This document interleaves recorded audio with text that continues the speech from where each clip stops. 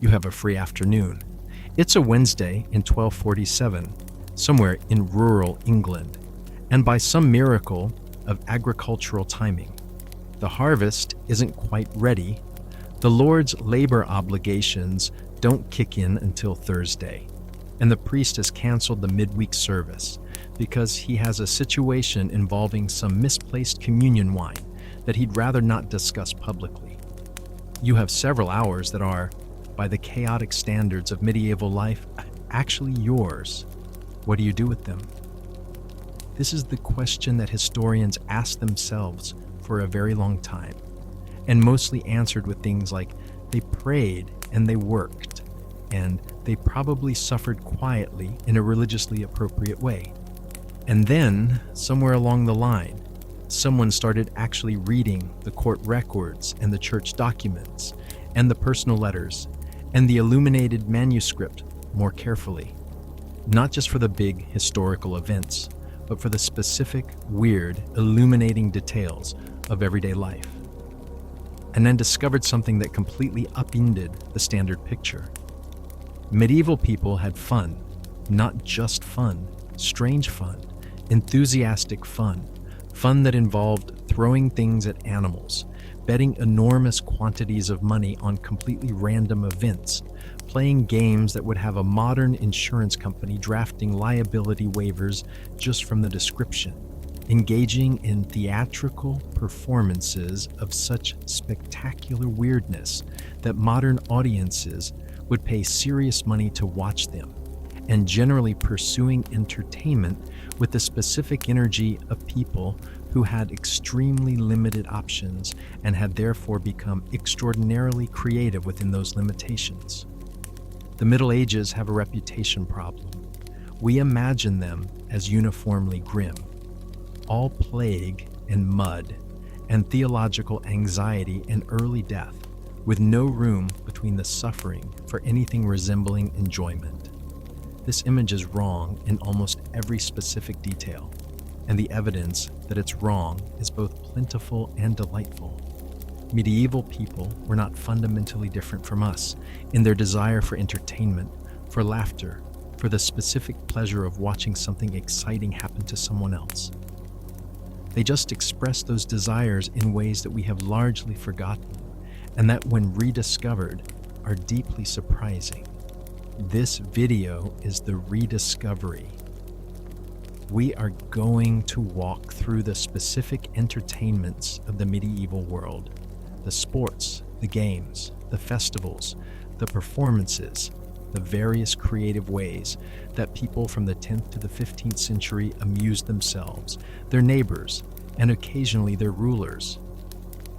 And we are going to discover that medieval fun was, by turns, impressive, violent, bizarre, and extremely funny, usually all four simultaneously. Let's begin. Chapter 1. The Tournaments. War as Entertainment. Let's start with the most spectacular entertainment the medieval world produced, the one that consumed enormous amounts of money and produced enormous amounts of excitement and a non-trivial amount of death, the one that combined the medieval obsession with martial skill, with the medieval obsession with social display, and produced something that was simultaneously a military exercise, a social networking event, a fashion show, and a spectator sport of the first order, the tournament. You are standing in a field outside the city of Cologne in 1240. The field has been prepared. The lists, as they are called, enclosed within wooden barriers, the ground inside churned by the hooves of previous bouts. The stands along the sides filled with spectators ranging from the nobility to the urban merchants who have paid for the privilege of a decent view, to the ordinary citizens who have climbed every available tree and piece of elevated ground for a free one. There are thousands of people here. There is music, trumpets, drums, the specific festive cacophony of medieval celebration. There are vendors selling food and drink. There is a level of organized chaos that suggests this has been planned for weeks, and is proceeding approximately according to plan, which in the medieval period counts as exceptional organizational success. At the far end of the field, a knight in full armor is sitting on an enormous horse. Across from him, at the other end of the lists, another knight in full armor is sitting on an equally enormous horse.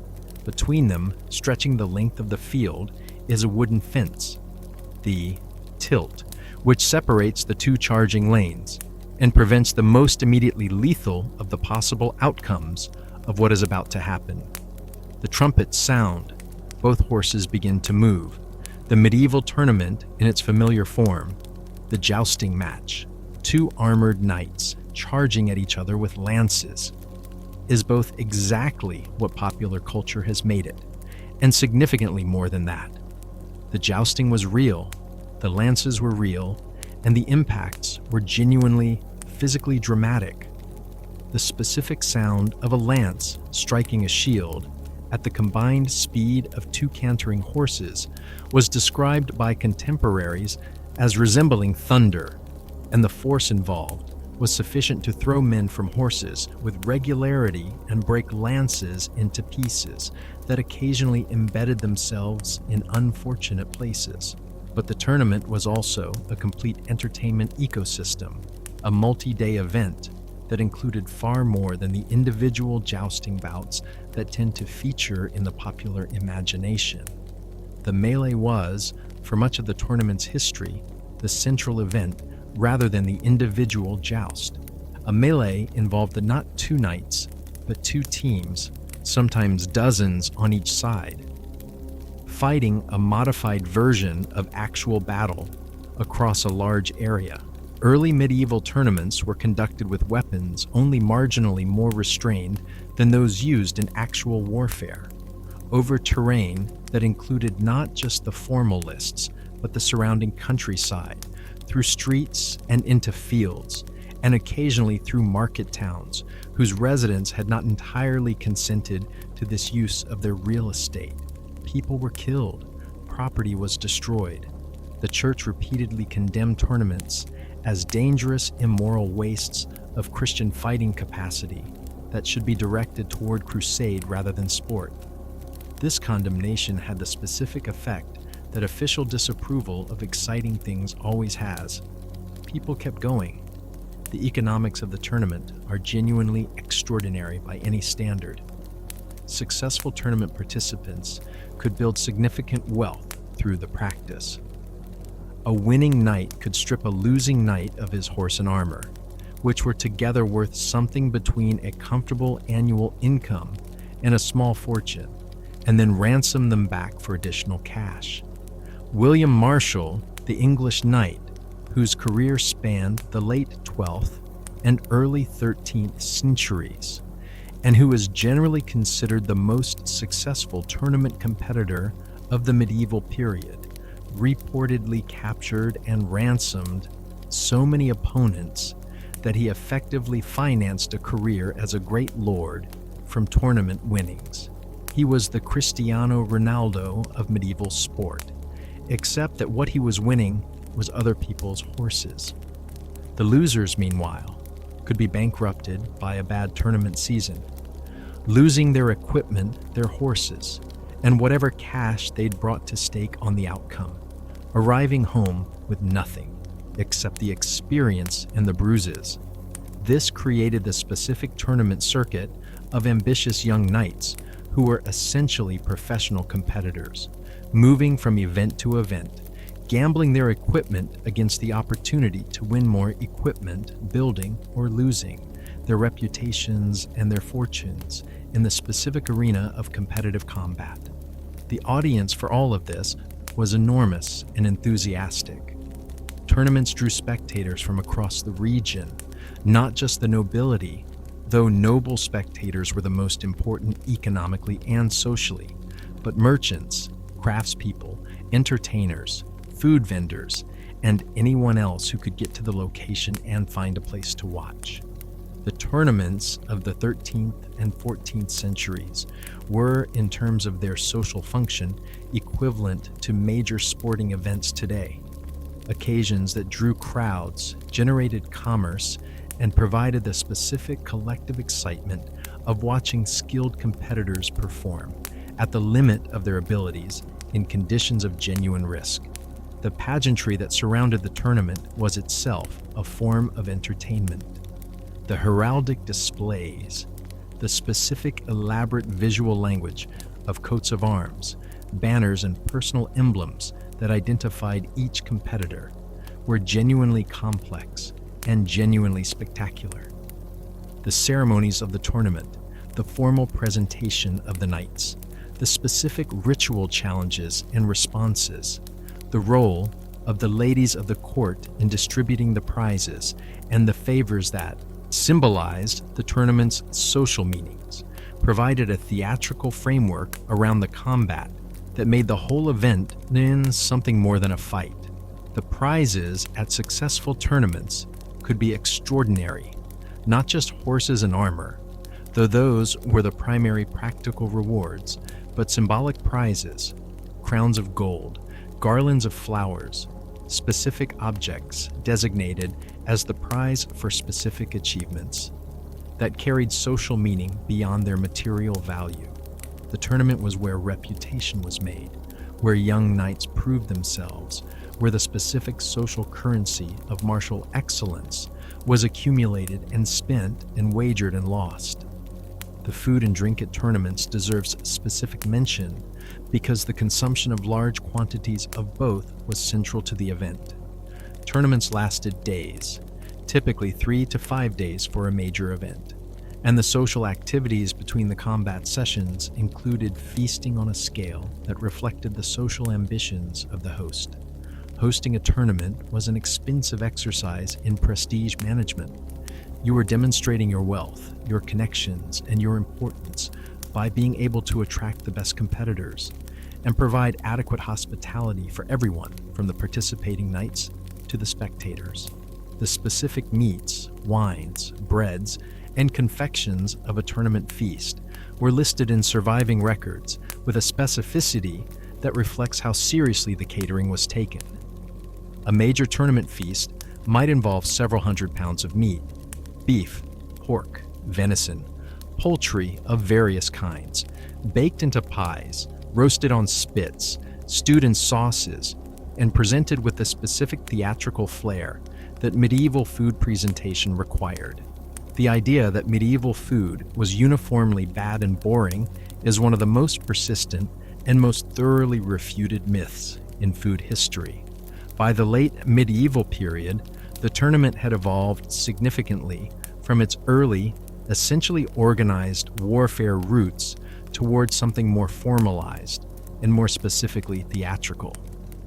The 15th century tournament was a highly choreographed event in which the combat, while still physically real, was conducted under increasingly elaborate rules, with increasingly sophisticated protective equipment, and with an increasingly prominent emphasis on the theatrical and ceremonial dimensions at the expense of the military ones. This evolution was, in a sense, the tournament's success becoming its own limitation. As tournaments became safer, the specific reforms in equipment and rules that reduced the lethality of jousting, they became less compelling as military training and more compelling as a spectacle. The specific thrill of watching real danger gave way to the specific thrill of watching skilled performance, and the two things, while not entirely different, are not entirely the same. Chapter 2: Animal Baiting. The entertainment that everyone loved, and we definitely don't anymore. There is a specific category of medieval entertainment that I need to approach carefully, not because it is complicated to explain, but because the gap between the medieval attitude toward it and the modern attitude toward it is so large that bridging it requires genuine historical imagination.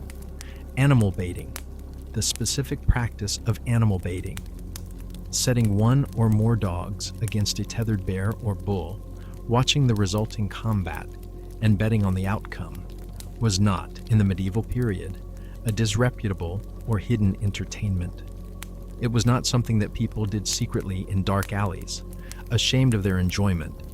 It was a mainstream public entertainment conducted in purpose-built arenas, patronized by the highest levels of society, and embedded in the official entertainment calendar of towns and cities across Europe.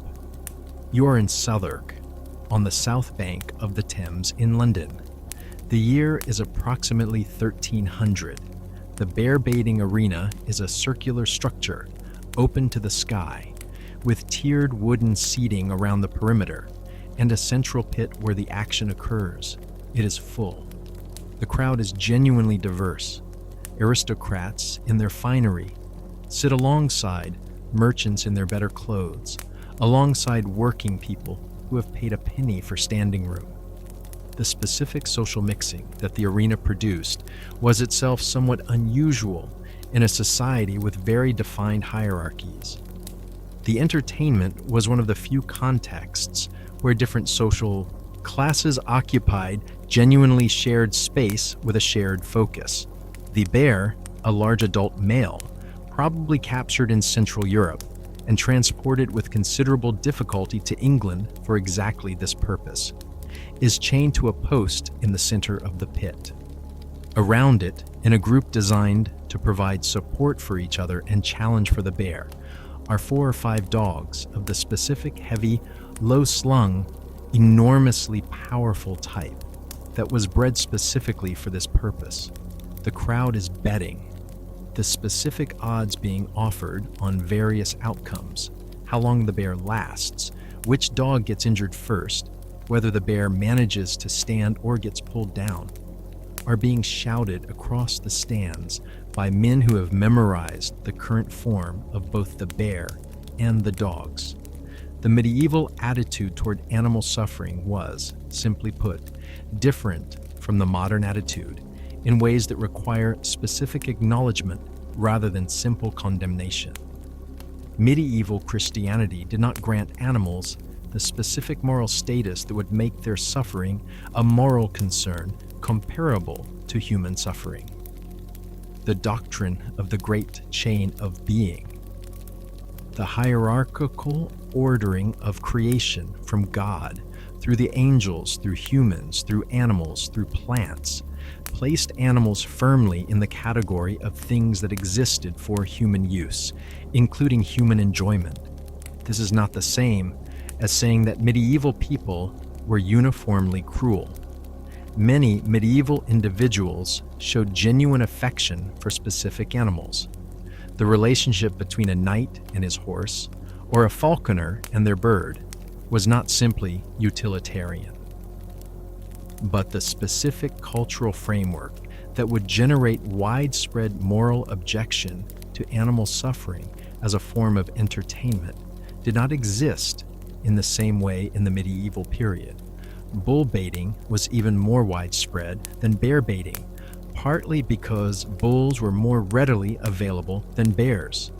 The practice was so entrenched in English town culture that certain towns had specific obligations laid out in town ordinances to provide a bull for public baiting on specific feast days. The specific towns that had these obligations took them seriously. Failing to provide the bull was a genuine breach of civic responsibility that could result in specific legal or social consequences. The dogs used in bull baiting, the specific type that was eventually developed into the modern bulldog, were bred with specific physiological characteristics designed for this purpose. The flat nose that allowed breathing while gripping without letting go, the undershot jaw, the heavy low body that was difficult to flip or shake, the extraordinary jaw strength, the bulldog's modern characteristic, friendly domesticity, is a product of breeding away from the baiting characteristics after bull baiting was banned in England in 1835. The medieval bulldog was a working animal, bred for a specific and brutal purpose. Cockfighting was a third major form of animal baiting entertainment that was even more widespread than bear or bull baiting because the equipment required was minimal. 2 roosters and a pit, rather than a bear or a bull and a pack of trained dogs. Cockfighting was practiced at every level of society, from the dedicated cockpit venues in major cities to the impromptu fights arranged behind taverns in rural villages. It generated betting. It generated community. It generated the specific, intense focus of a competitive spectacle where the outcome was genuinely uncertain and the financial stakes were real. The specific breeding of fighting cocks, the selection of animals for aggression, stamina, and fighting ability, the specific training regimes that experienced handlers used, the matching of birds against each other by weight and form, was a sophisticated practice that required genuine expertise and generated genuine expertise in the people who practiced it. Medieval cockfighting aficionados were as specialized and as knowledgeable about their subject as any modern specialist sport community. There is something specific and anthropologically interesting about the universal human appeal of animal combat as entertainment. It appears in virtually every culture that has had animals and leisure time simultaneously across enormous geographic and historical range. The specific forms vary. The specific animals vary. But the basic structure, organized animal combat, watched by humans with bidding, appears consistently enough to suggest something fundamental about the human relationship with violence, risk, competition, and the specific excitement of uncertain outcome. This does not make it morally acceptable by modern standards.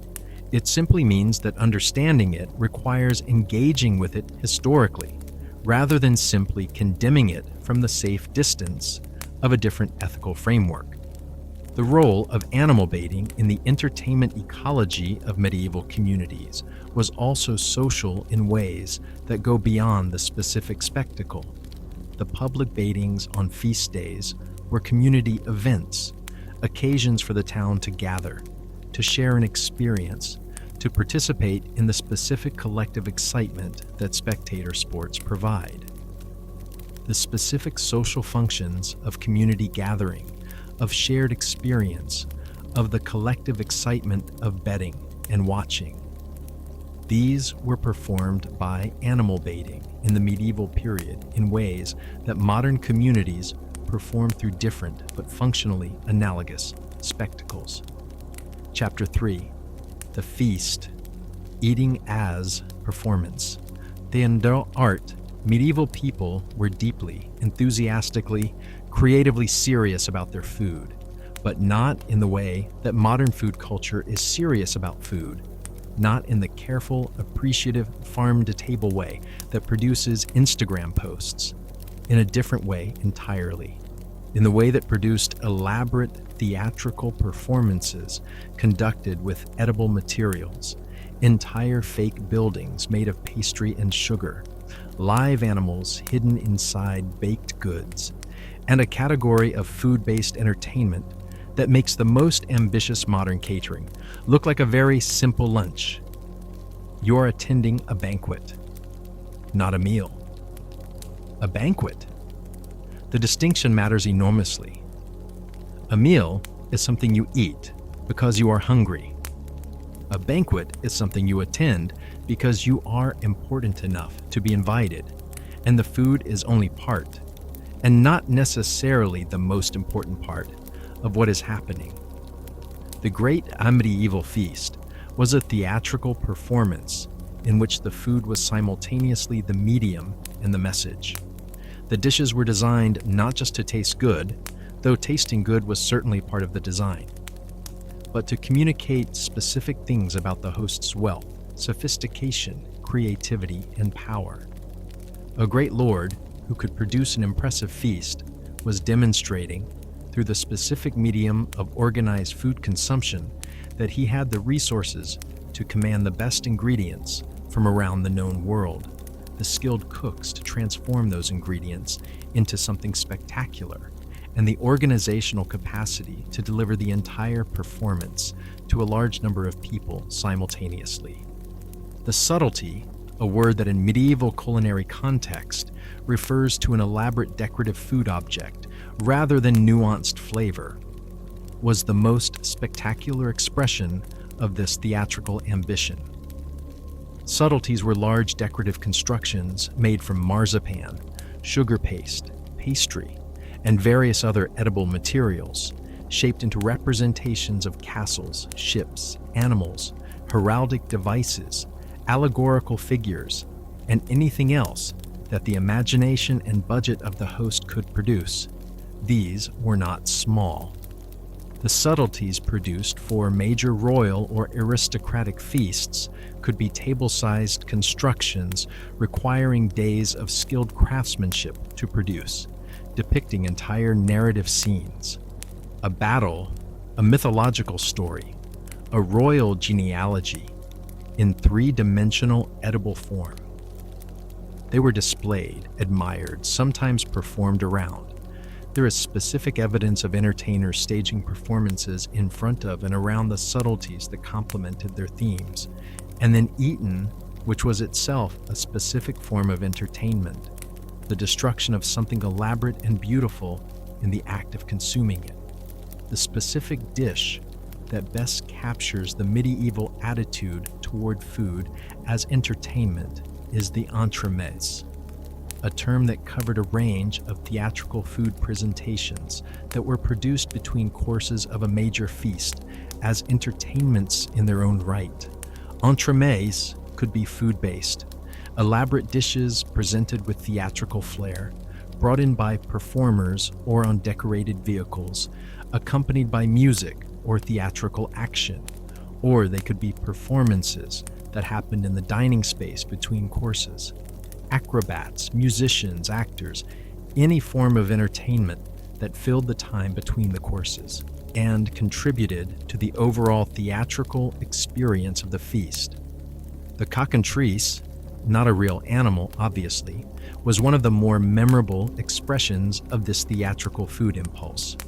The cockatrice was created by sewing together the front half of a pig with the back half of a capon, a large castrated chicken, or vice versa, producing an anatomically impossible chimeric animal that was then roasted and presented at the feast as a single creature. The point was not deception. Nobody thought they were eating a real cockatrice. The point was the demonstration that the host had the skill and the imagination to produce something that didn't exist in nature. This is the key to understanding medieval food entertainment. It was about demonstrating the conquest of nature through artifice, the ability to take raw ingredients and transform them into something that nature had not produced. The impossible animal, the golden fruit, ordinary fruit gilded with eatable gold leaf. The dish that looked like one thing and tasted like another was a demonstration of human skill and imagination that the medieval feast celebrated with a consistency that reflects genuine cultural values. The live animals inside pies is a real thing, and it deserves specific attention because it is perhaps the best example of the medieval feast as theatrical entertainment, rather than simple nutrition.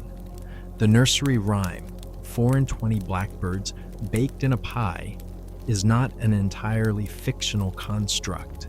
Medieval records describe exactly this kind of preparation. A large pastry case, the coffin, as the medieval pastry shell was called, because medieval naming conventions were charmingly dark, baked empty, and then filled with live birds, or sometimes frogs, or other small live animals, just before service. When the pie was opened at the table, the birds flew out, producing precisely the kind of dramatic surprise that the medieval feast aesthetic prized. The first time this was done, at a specific feast, the surprise was presumably genuine. The 20th time, It was done at a feast where everyone already knew the tradition. The surprise was performed. The collective theatrical experience of pretending to be surprised so that everyone could enjoy the moment together, which is itself a fundamentally human form of entertainment that modern birthday parties and magician shows have not substantially improved upon. The color of food was a specific obsession of medieval cookery that modern cuisine has largely abandoned. Medieval recipes call for food to be colored in specific ways using specific ingredients: saffron for yellow and gold, parsley juice, and other green vegetables for green, sandalwood for red, charcoal for black, and mulberries or violets for purple. The coloring was not random. The specific colors had specific symbolic associations, and the deliberate production of colored dishes was a form of visual communication that the sophisticated medieval diner was expected to read. A dish served in green might reference spring or hope, or the specific heraldic colors of the host's house. A dish served in gold referenced wealth, royalty, divine favor. The feast was a multi-sensory communication in which the food itself was one of the media, and the colors were part of the message.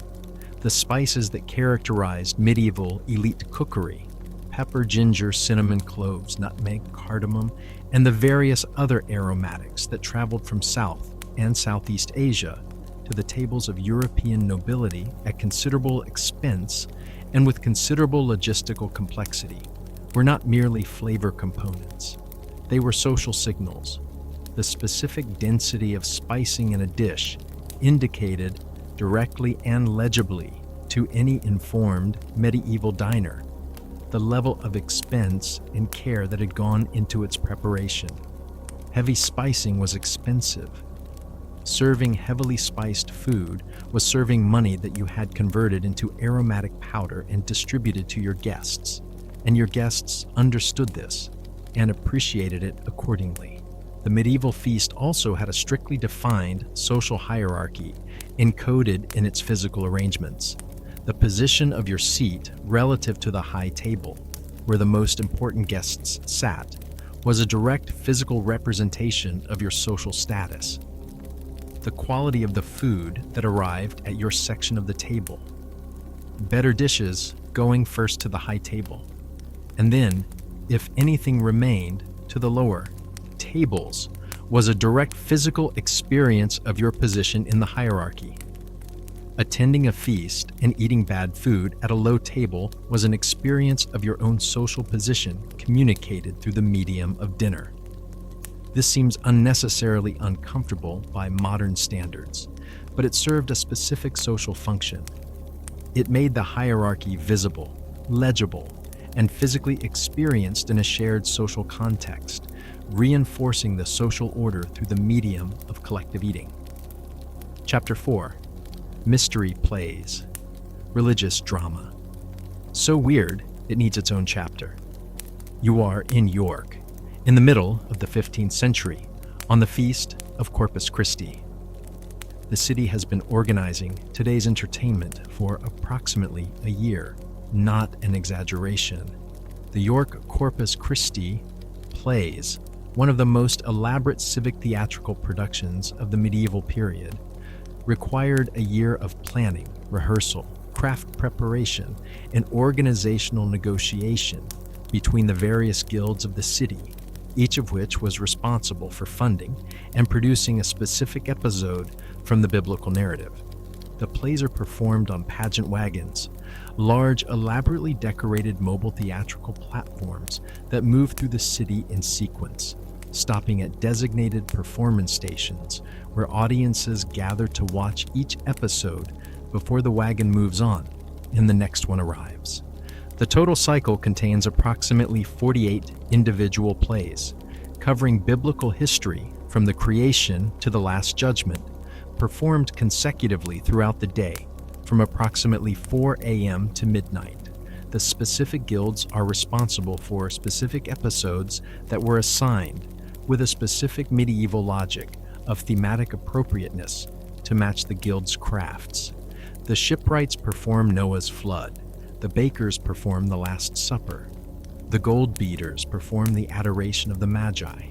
The pinners, the people who make pins, perform the Crucifixion, because driving the nails in requires the specific knowledge of pointed metal fasteners that the pin trade provides. These are not amateur productions in the dismissive modern sense of the word. The mystery plays represented the civic pride of major medieval cities, required significant financial investment, attracted audiences from across the region, and were performed by craftspeople who took their theatrical responsibilities seriously. The specific performances that surviving texts preserve are, in many cases, genuinely sophisticated works of drama, combining theological content with comedy, pathos with satire, high seriousness with low farce, in ways that reflect a theatrical tradition with genuine complexity. The comedy in the mystery plays is where things get specifically interesting from our perspective, because the comedy is not the solemn religious instruction that people often expect. The mystery plays, so named not because they are mysterious, but because the word mystery in medieval English also meant trade or craft, referring to the guild productions, included comedy that was specifically and deliberately aimed at getting laughs from ordinary people who had been standing in the street for several hours watching biblical history unfold. The Noah plays are a consistently excellent example. In multiple versions of the Mystery Cycle's Noah episode, Noah's wife, a character with no biblical basis beyond a vague implication that she existed, is portrayed as a shrewish, argumentative woman who refuses to get in the ark, drinks excessively, prefers the company of her gossips to her husband's demands, and has to be physically forced aboard while complaining vigorously about the entire situation. The specific comedy is the contrast between the solemnity of the biblical narrative. God is destroying the world, Noah is saving humanity, and the domestic comedy of a man who can build an ark on divine instruction but cannot convince his wife to cooperate with the basic logistics. This is not accidental comedy. It is deliberate, crafted, performed comedy, designed to get laughs from an audience that knew the story perfectly well and could appreciate the specific ways in which the dramatists were playing with and against it. The mystery plays in general show a sophisticated awareness of their audience's reactions and a deliberate willingness to include crowd-pleasing comedy, even in the most theologically serious contexts. The devils of the mystery plays were particular vehicles for this comic energy. Medieval theatrical devils were played for a combination of genuine menace and spectacular comedy. They were loud, physical, often obscene in their behavior, interacting directly with the audience in ways that combined fear and laughter. The specific staging of hell in the mystery plays, typically represented by a large theatrical prop called the Hellmouth, a giant creature's head with a hinged jaw that opened to consume the damned, was designed to be simultaneously terrifying and theatrical spectacular. The person who played the devil, typically a performer who specialized in the role, who had developed specific physical comedy and audience interaction skills for this character, was a specific medieval theatrical type with a specific social role. The devil's antics on stage were the most physically energetic and most directly engaging elements of the entire production, and the performers who did them well were recognized and celebrated for their specific skills. The specific stage effects that the mystery plays employed, the trapdoors through which performers appeared and disappeared, the pulleys by which figures ascended to heaven, the fire and smoke effects that accompanied demonic appearances, the various other theatrical mechanisms that the producing guilds invested significant resources in, were the high technology of medieval performance, and the plays that used them most effectively attracted the largest audiences. and generated the most community pride. What the mystery plays produced in total was a complete theatrical experience that combined religious education with civic pride, with comedy, with spectacular special effects, with community participation in a way that served multiple social functions simultaneously. The people who watched them were being educated in Scripture, were celebrating their city's civic identity, were experiencing the specific collective pleasure of communal laughter, and were being terrified and delighted in approximately equal measure. This is not a simple entertainment. It is a sophisticated one. Chapter 5. Gambling, the medieval obsession that nobody talks about. Medieval people gambled constantly, not occasionally, not in specific designated gambling contexts, constantly, enthusiastically, at every level of society, on everything from the outcome of a tournament joust to the roll of dice to the result of a game of chess to who could throw a rock furthest. The church condemned gambling with a regularity and a passion that tells you exactly how widespread the practice was.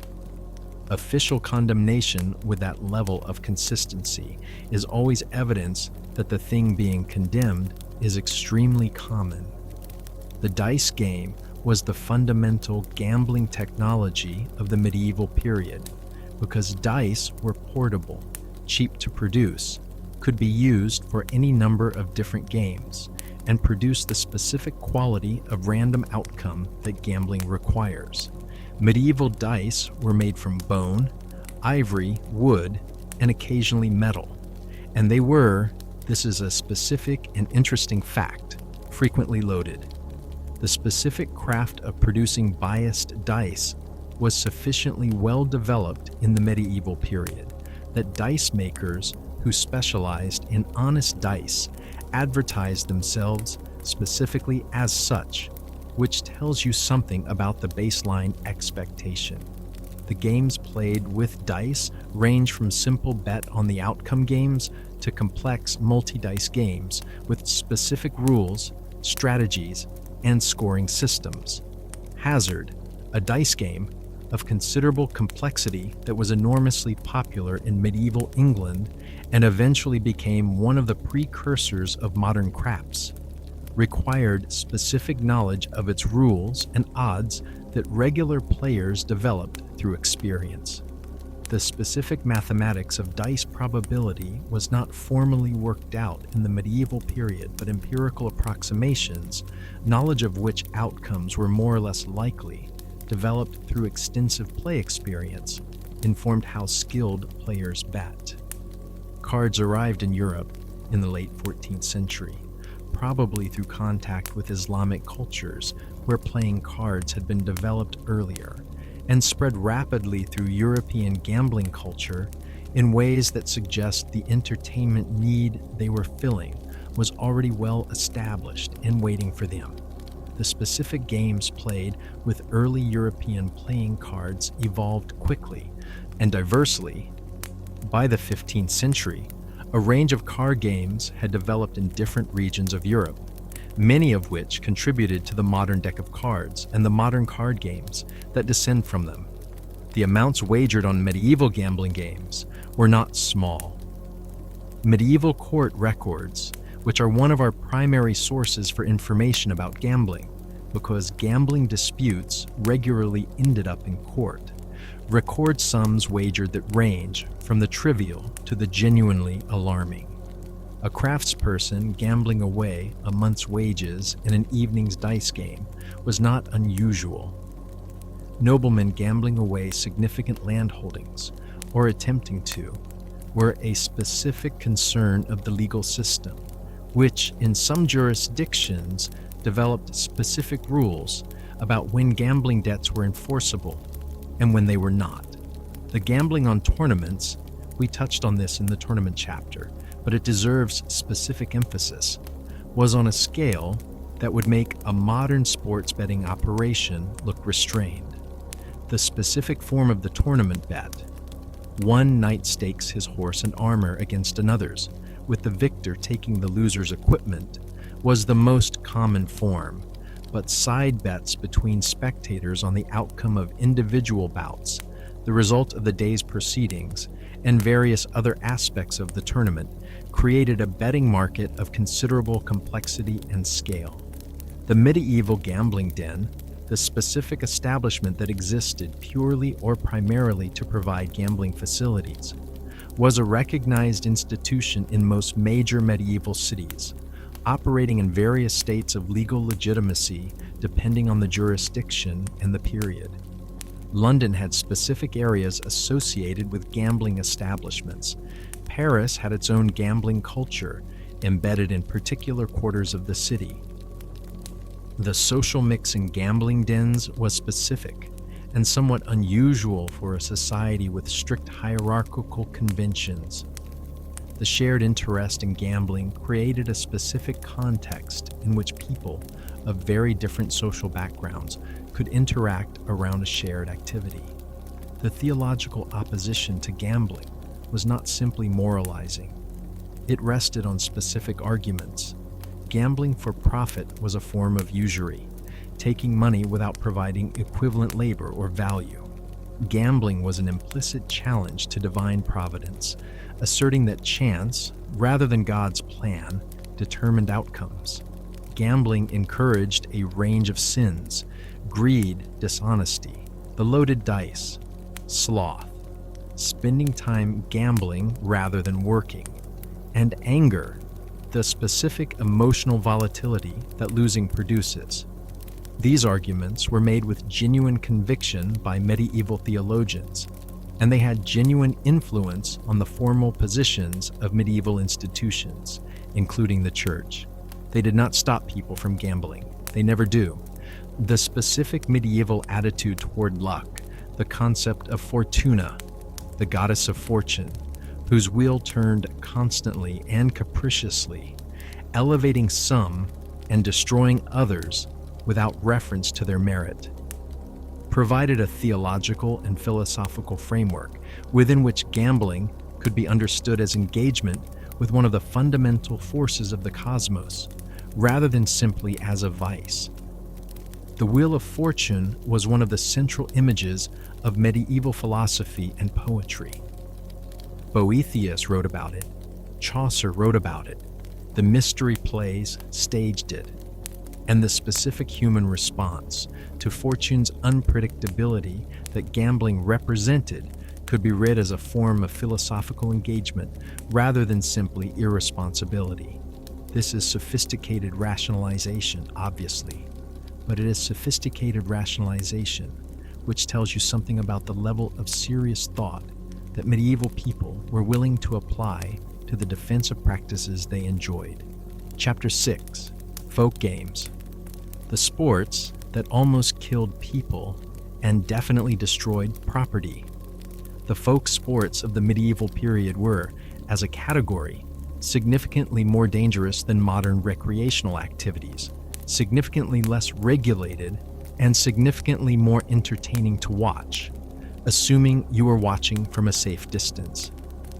The medieval game of football deserves specific attention because its relationship to the modern sport is simultaneously obvious and deeply misleading. The game exists. The ball is round. The object is to get it from one place to another. Everything else about the medieval game is different from the modern one in ways that produce a sport so chaotic and so dangerous that modern football would not recognize it as a relative. You are in a market town in England. It is Shrove Tuesday, the specific feast day before the beginning of Lent that was, in English towns across the medieval and early modern period, associated with a tradition of mass football that took place in the streets. All of the streets, all of the town. The two teams are the married men and the unmarried men, or the residents of two different parishes, or the two halves of the town divided by the river, depending on the specific town's tradition. The goals are specific landmarks: the mill of one town, the church of another, the boundary markers of two parishes that may be a mile or more apart. The number of players on each team is not fixed. It is approximately everyone who wants to play, which on Shrove Tuesday in a market town might be several hundred people. The rules governing how the ball may be moved are minimal. You cannot kill the person carrying the ball, and even this rule was observed with varying degrees of strictness. Everything else is permitted, or at least not actively prohibited, by what rules there are, and the specific tactics that emerge from these minimal constraints include large groups of people in a scrimmage, pushing in opposing directions for extended periods, the ball being hidden under coats and snuck through side streets by small groups of fast-moving players, while a decoy group creates a distraction, the ball being thrown over walls and into rivers, and the ball passing through, into, and occasionally through the windows of, the buildings along the route. Property damage was a consistent and accepted consequence of medieval Shrove Tuesday football. Court records from English towns document complaints about broken windows, damaged market stalls, smashed doors, and various other consequences of having several hundred people engaged in vigorous competition moving through your town's streets. The towns that had this tradition were, at least implicitly, accepting this damage as the price of the specific community event that the game represented. The injuries were similarly accepted. Broken bones, head injuries, lacerations, and trampling were documented consequences of mass football. And the specific combination of large numbers of people, physical competition, muddy streets, and cold February weather created conditions in which serious injuries were routine rather than exceptional. The mortality from medieval football was not zero, and yet the tradition persisted. It persisted because it served specific social functions that the community valued highly enough to accept the costs.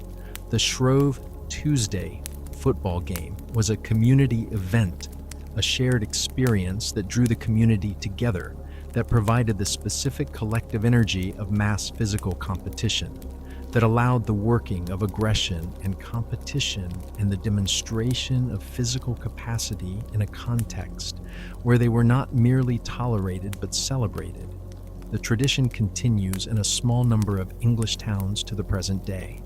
Ashbourne in Derbyshire still plays Royal Shrovetide football on Shrove Tuesday and Ash Wednesday, with approximately 2,000 participants playing across a 3-mile course, with rules that haven't changed substantially since the medieval period.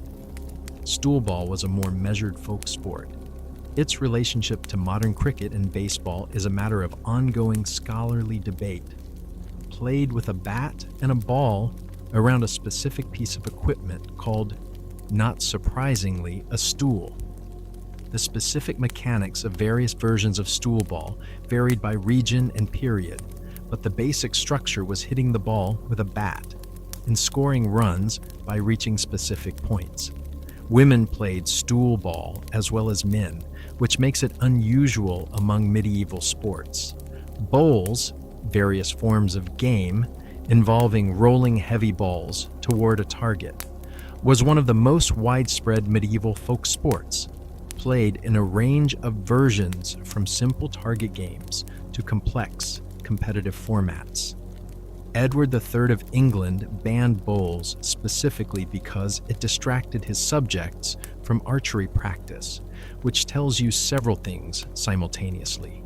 That bowls was very popular, that archery practice was very important to English military planning, and that English peasants were sufficiently rational, calculators of entertainment value, to choose bowls over archery training when given the option.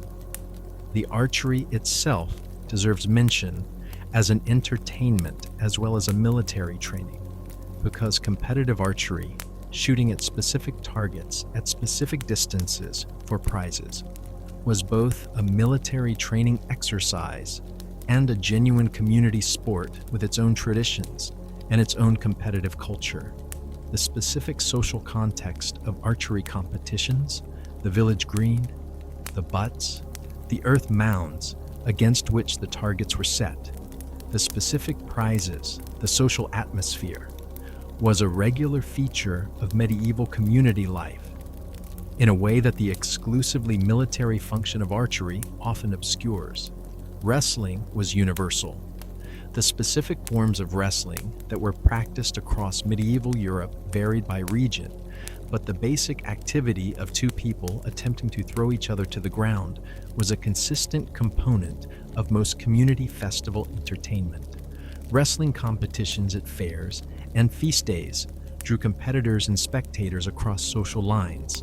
The specific physical equality of the wrestling match, where individual strength and skill mattered more than social rank, created an entertainment space where the normal hierarchies were at least partially suspended. The specific folk game of quintain, a practice target used for jousting practice that also became a community sport, involved riders, or in a cruder version, competitors on foot, attempting to strike a pivoting target and avoid the sandbag counterweight that swung around to hit the striker who was too slow. The water quintain, conducted from boats, with the losing competitor falling into the water, was a specific entertainment that combined the specific pleasures of competitive sport with the universal pleasure of watching someone get very wet, which is a form of comedy that has not lost its appeal across the 8 centuries since medieval communities were doing it. Chapter 7. The Fair, the medieval festival that had everything you are at a fair. Not a modern fair, not the specific combination of overpriced food and carnival rides and agricultural exhibits that the word fair currently conjures. A medieval fair. And the difference between the two is so large and so fundamental that the word itself barely bridges them. The medieval fair was simultaneously a commercial event, a theatrical performance, a carnival, a pilgrimage destination, a social gathering, a legal occasion, a diplomatic event, and the largest concentration of human beings that most medieval people would ever see in their lives. The great fairs of the medieval period: Stourbridge Fair, outside Cambridge, the fairs of Champagne in France, St. Giles's Fair at Winchester, the dozens of regional and local fairs scattered across the calendar of the medieval year, were not supplementary to medieval life. They were central to it in ways that require specific imagination to fully appreciate. Stourbridge Fair, which operated on a field outside Cambridge for approximately 3 weeks each September from the 12th century onward, was by some accounts the largest fair in Europe during its peak centuries. Merchants from across England and from the continent, Flanders, France, Germany, Italy, the Baltic, converged on this field and created for the duration of the fair a temporary city with its own streets, its own market sections organized by commodity, its own courts, pie powder courts, named from the French pedes poudreux, dusty feet, referring to the traveling merchants who sought quick justice for commercial disputes, its own social hierarchy, and its own specific culture. The entertainment at a fair of this scale was itself an industry. The acrobats, jugglers, dancers, musicians, storytellers, puppet masters, fire eaters, trained animal exhibitors, and various other performers who traveled the fair circuit made their living from the concentrated audiences that fairs provided. These were professional entertainers, not amateurs performing community functions, but skilled practitioners of specific entertainments who had developed their acts through years of performance, who knew what worked with fair audiences and what didn't, and whose livelihoods depended on their ability to hold an audience's attention in a competitive environment where the competition for attention was intense. The acrobats deserve specific attention because their specific physical feats, documented in manuscript illustrations, described in contemporary accounts, carved into the margins of psalters and books of hours, with the specific casual delight that medieval illustrators brought to, depicting anything that was physically spectacular, were genuinely extraordinary by any standard. The illustrations show performers inverting themselves on their hands, balancing multiple people in human towers, walking on their hands, performing backflips, and managing various other feats that required years of physical training to develop. These were not rough approximations of difficult tricks. They were the same tricks that contemporary circus performers execute, and they required the same level of physical commitment to achieve. The jongleur, the medieval performer who combined multiple entertainment skills in a single act, was the specific medieval entertainment professional who served as the Swiss Army knife of fair entertainment. A skilled jongleur could juggle, sing, play multiple instruments, tell stories, perform acrobatics, and demonstrate trained animal acts as the situation demanded. The specific combination of skills required meant that the successful jongleur was a professional who had spent years developing their act, and who could read an audience with the specific skill of someone whose income depended entirely on keeping that audience engaged. The juggling specifically was sophisticated beyond what most people expect. Medieval juggling illustrations show performers managing not just balls, but knives, torches, and other objects that added specific visual excitement to the performance. The fire juggling that appears in medieval illuminations was not symbolic.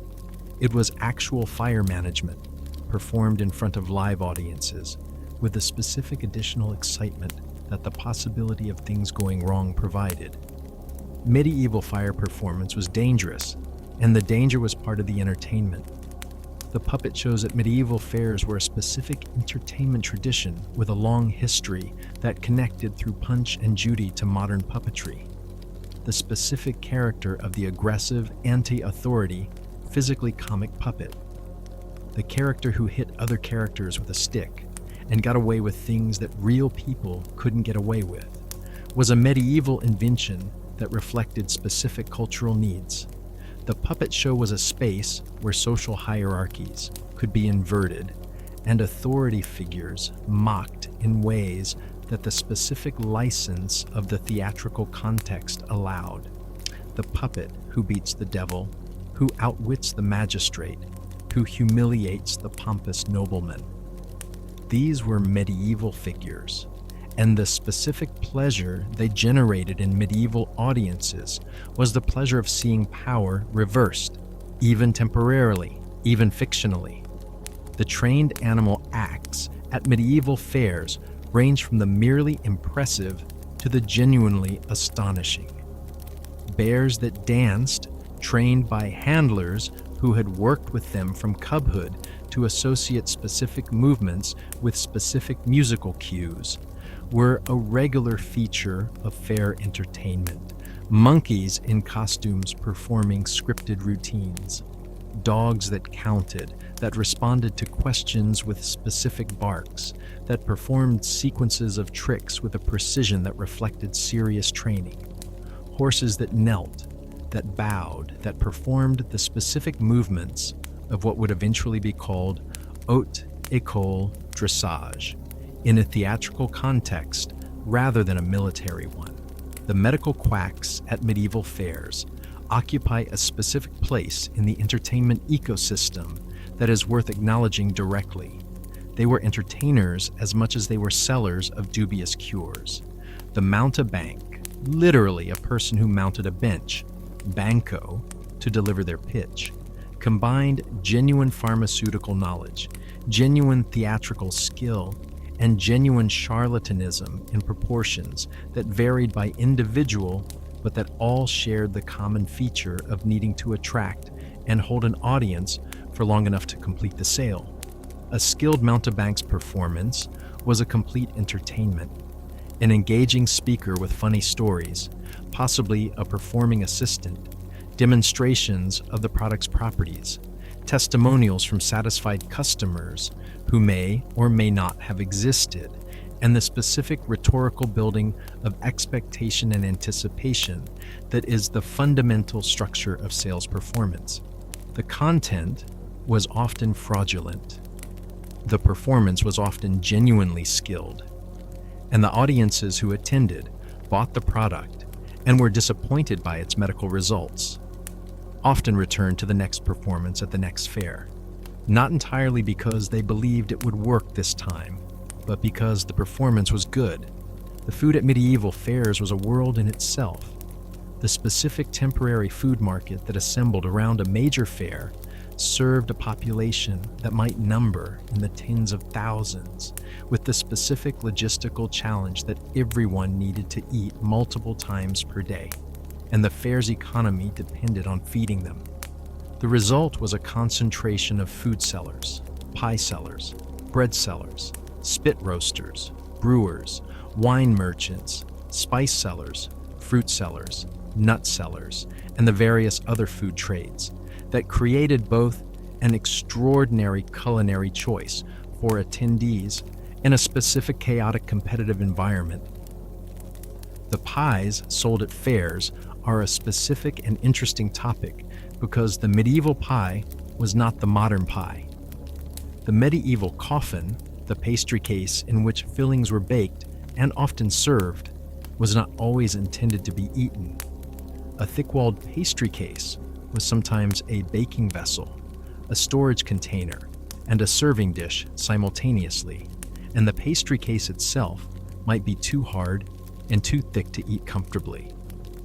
The fair pie was a portable, affordable, filling food that could be eaten while walking, that varied in quality from genuinely good to actively dangerous depending on the specific seller, and that was a consistent feature of the medieval fair's food landscape across centuries.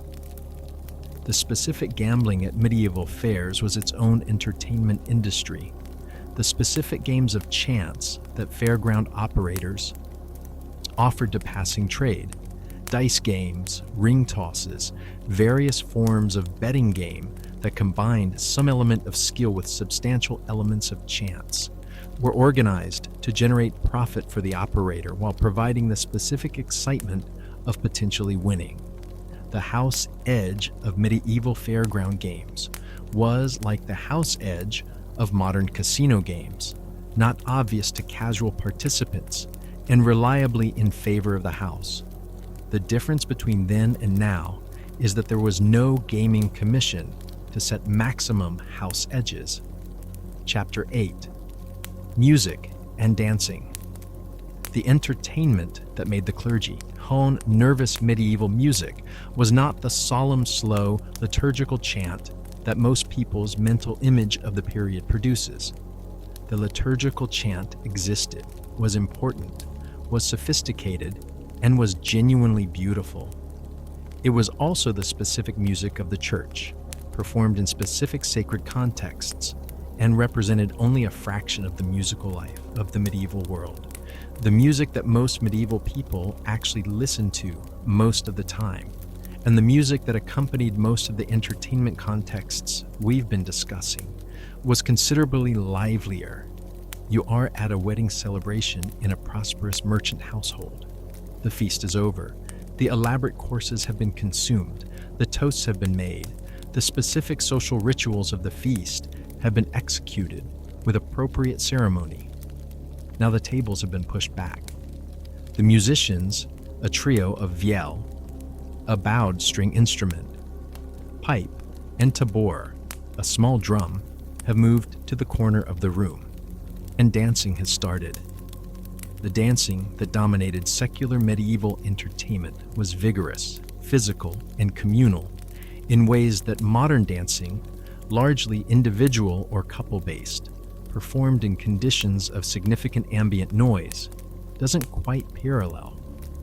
The carol was one of the most widespread forms of medieval popular dance, a chain or circle dance, in which participants linked hands and moved together, often singing as they danced, creating a self-contained social unit that combined music, movement, and song in a form accessible to anyone, regardless of their specific dancing training. The estampie, a more complex, metrically sophisticated dance form, documented in both musical manuscripts and literary descriptions, required more specific knowledge of its patterns and steps, was performed to instrumental accompaniment rather than as a song dance, and represented the higher skill end of medieval secular dancing.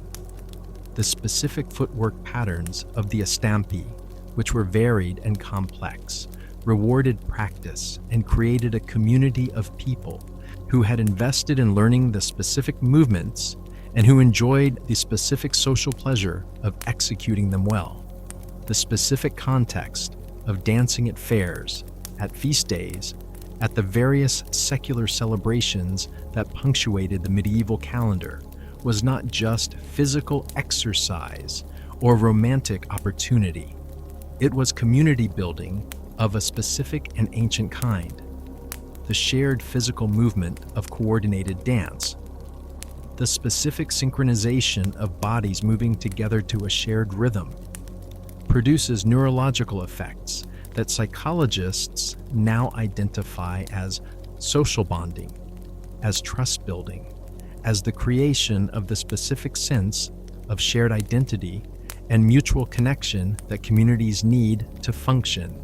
Medieval communities produced this effect through dancing in ways that were so consistent and so widespread that you could almost construct a theory of medieval social cohesion from the specific prevalence of communal dance across every social level and every geographic region of the period. The church was not happy about this. The specific concerns that medieval church officials expressed about dancing were not simply prudish objections to bodily movement.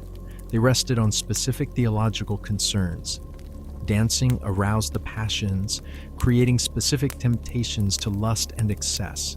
Dancing was associated with pre-Christian religious practices, giving it a potentially pagan character. Dancing was associated with a specific social mixing of men and women in physical proximity that the church's sexual ethics found difficult to manage. And dancing on feast days took time away from religious observance and religious contemplation. These concerns were expressed in sermons, in theological treatises, in episcopal prohibitions, and in the specific literary tradition of the danse macabre, the dance of death, which represented dancing as specifically associated with mortality, with the devil, and with the specific vanity of taking pleasure in the things of this world. The dance of death imagery, which became particularly popular in the 14th and 15th centuries following the specific trauma of the Black Death, showed death itself dancing with representatives of every social class, from pope to peasant, in a macabre reminder that all human pleasure was temporary. Medieval people continued to dance. The specific instruments that accompanied medieval secular music are worth cataloging because they contributed specific sonic qualities to the entertainment landscape that are difficult to reconstruct but important to imagine. The vielle, a bowed string instrument that was the ancestor of the modern violin family, provided melodic lines with a specific timbre. The rebec, a smaller bowed instrument of Middle Eastern origin, contributed a higher, more penetrating tone. The lute, arriving in Europe through contact with Islamic cultures, provided the specific plucked string sound that became central to Renaissance and early modern music. Wind instruments included the pipe, various forms of flute and recorder, the shawm, and early oboe, loud and penetrating, and designed for outdoor performance. The trumpet, primarily used for signaling and ceremonial purposes, and the bagpipe, which appears in medieval contexts across Northern Europe and Scotland, and which had a secular entertainment function alongside, whatever ceremonial and military uses it served. Percussion included the tabor, a small drum worn on the arm, played with a single stick, while the other hand played a pipe, creating the specific one-man band of the pipe and tabor tradition. The nakers, small kettle drums of Islamic origin, and various other percussion instruments. The combination of these instruments in the specific ensembles that performed at dances, at feasts, at tournaments, at fairs, and in the various other entertainment contexts of the medieval world created a sound that was distinct from both the modern classical orchestra and the modern popular music that most people use as reference points for imagining music. The specific intonation, the specific rhythms, the specific timbral combinations of medieval instrumental music are only partially recoverable through manuscript notation, through instrument reconstruction, through the specific scholarly practice of medieval music performance that has developed since the early music revival of the 20th century. But they were a constant and central feature of medieval entertainment culture. The singing tradition of the medieval period was similarly diverse and similarly underappreciated in its secular dimensions.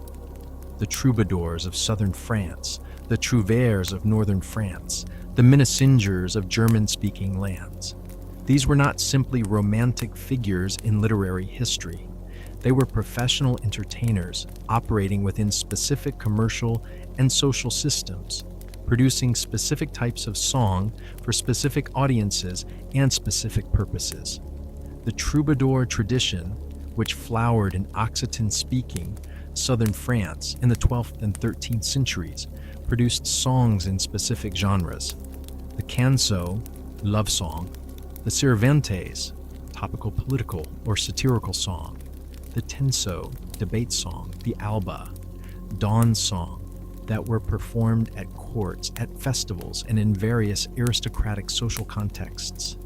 The specific surviving repertoire of troubadour song is one of the richest surviving bodies of secular medieval music, and modern performances of it reveal music of genuine sophistication and genuine beauty.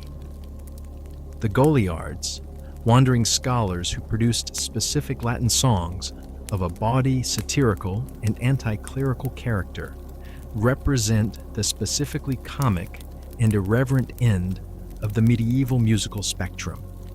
The Carmina Burana, the famous manuscript of Goliardic songs, discovered at the monastery of Benedict Beuern in Bavaria in the early 19th century, and familiar to modern audiences primarily through Karl Orff's 1937 settings, represents a surviving sample of a much larger tradition of secular, often explicitly sexual, often explicitly irreverent song that circulated among the educated classes of medieval Europe. These songs were funny.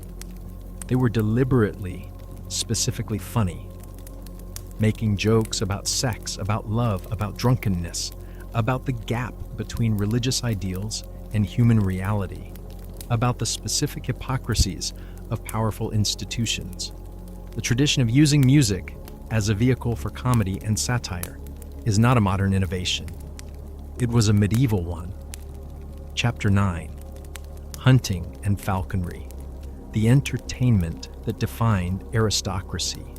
If you were a medieval aristocrat and you had to name the single activity that most defined your social identity, occupied your leisure time, consumed your resources, and generated the specific pleasures that made the obligations of lordship bearable, it would not be tournaments. It would be hunting. Hunting in the medieval aristocratic context was not simply a way to get meat. It was a complete culture, a system of knowledge, practice, equipment, social organization, and aesthetic sensibility that defined aristocratic identity as thoroughly as any other aspect of the culture. The specific vocabulary of the hunt, the elaborate technical terminology for different aspects of the chase, for different animals at different stages of their lives, for different moments of the hunt, for the specific cuts of the animal at the kill was so extensive and so specific that knowing it correctly was itself a marker of social class. The forest laws that reserved hunting rights to the king and specific high nobility were not merely economic regulations. They were assertions of social identity and social control, defining the hunt as a specifically aristocratic activity from which the lower orders were excluded, precisely because that exclusion was part of what made it aristocratically significant. The medieval poacher who hunted the king's deer was not just stealing meat. They were violating a specific boundary of social identity, asserting a right to an activity that was supposed to distinguish their betters from themselves. The penalties for poaching, which could be severe, including blinding, castration, and death in specific periods and jurisdictions, reflected the specific social significance of what was being protected. The ferocity of the penalties tells you the depth of the aristocratic investment in maintaining the exclusivity of the hunt. Falconry occupied an equally central position in aristocratic leisure, and the specific social hierarchy of falconry was even more elaborate than that of hunting generally. The specific types of birds used in falconry were distributed along social lines. An emperor might fly an eagle or a gerfalcon, a king a gerfalcon or a peregrine, a knight a peregrine, a gentleman a lanner, a yeoman a goshawk, a priest a sparrowhawk, a servant a kestrel. These specific correspondences, laid out explicitly in medieval hawking manuals, were not just poetic orderings. They reflected real social conventions about who was entitled to what kind of bird. The training of a falcon was an extended, skilled, intensive process that required specific knowledge and specific patience. A newly captured hawk, iazes taken from the nest, or passage hawks trapped during migration, needed to be trained through a process called manning, accustoming the bird to human presence, to the hood that covered its eyes during transport, to the glove from which it would be flown, to returning to the falconer's fist when called. This process took months and required the specific understanding of raptor psychology that experienced falconers developed through years of practice.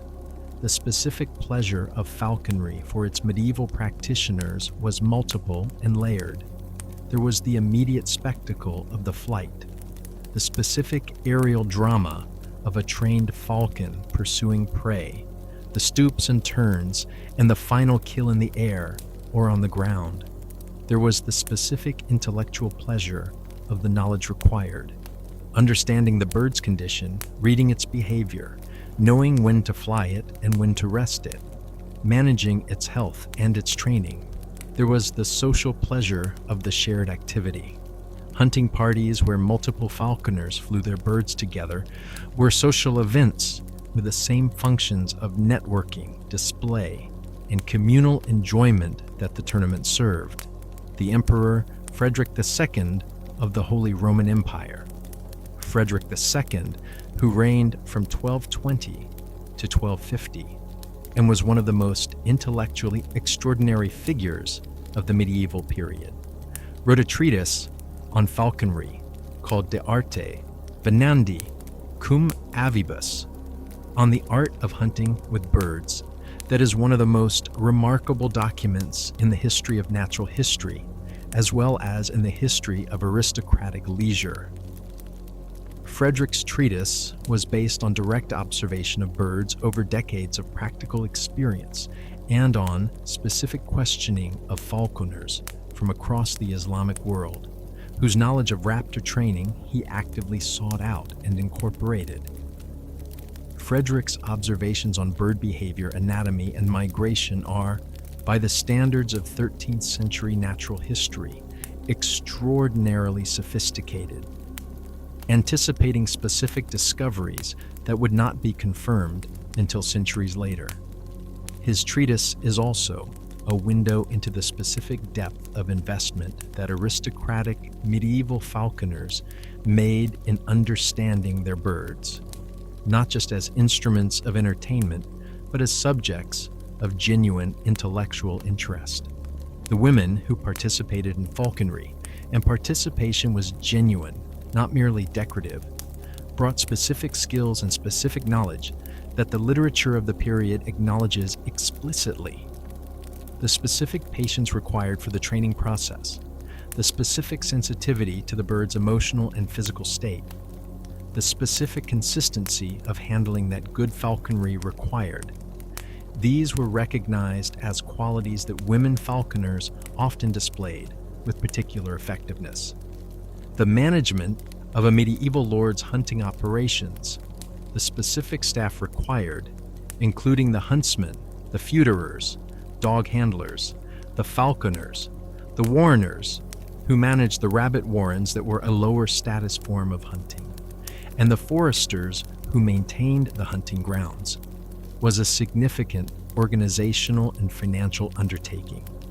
The budgets of major medieval households show hunting and falconry as consistent and significant expenditure items, reflecting the genuine investment that the leisure pursuit represented.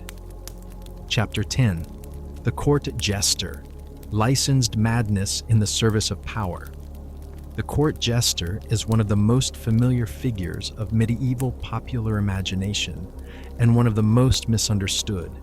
The specific figure we think of, the motley clad, cap and bells wearing professional fool attached to a royal or noble court, was real, but the cultural function of the court jester was considerably more complex than the simple entertainer that the popular image presents. And understanding that complexity is essential to understanding what the court jester's entertainment actually consisted of and why it was both celebrated and dangerous. The jester's primary function was laughter. This sounds simple. It was not.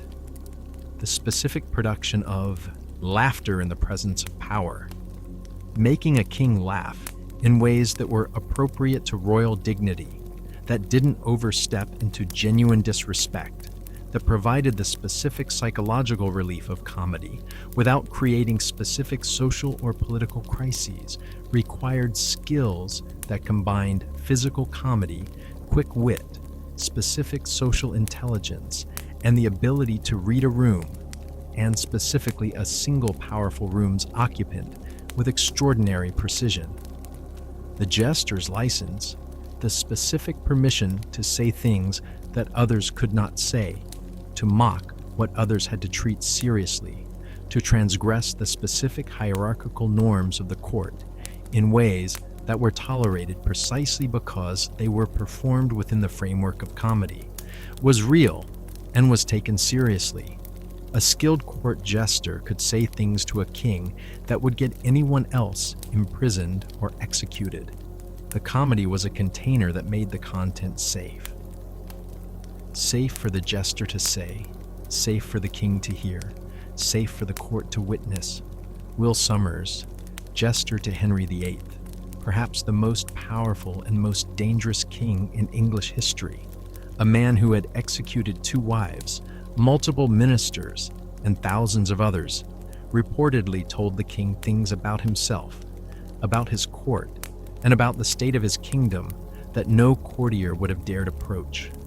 The specific social function of this licensed truth-telling was to provide a channel for information and perspectives that the normal social dynamics of the court blocked. Sycophancy was the normal mode of royal advisors.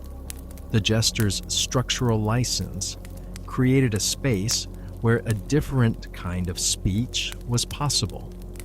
The physical comedy of the court jester was not separate from this intellectual and social function.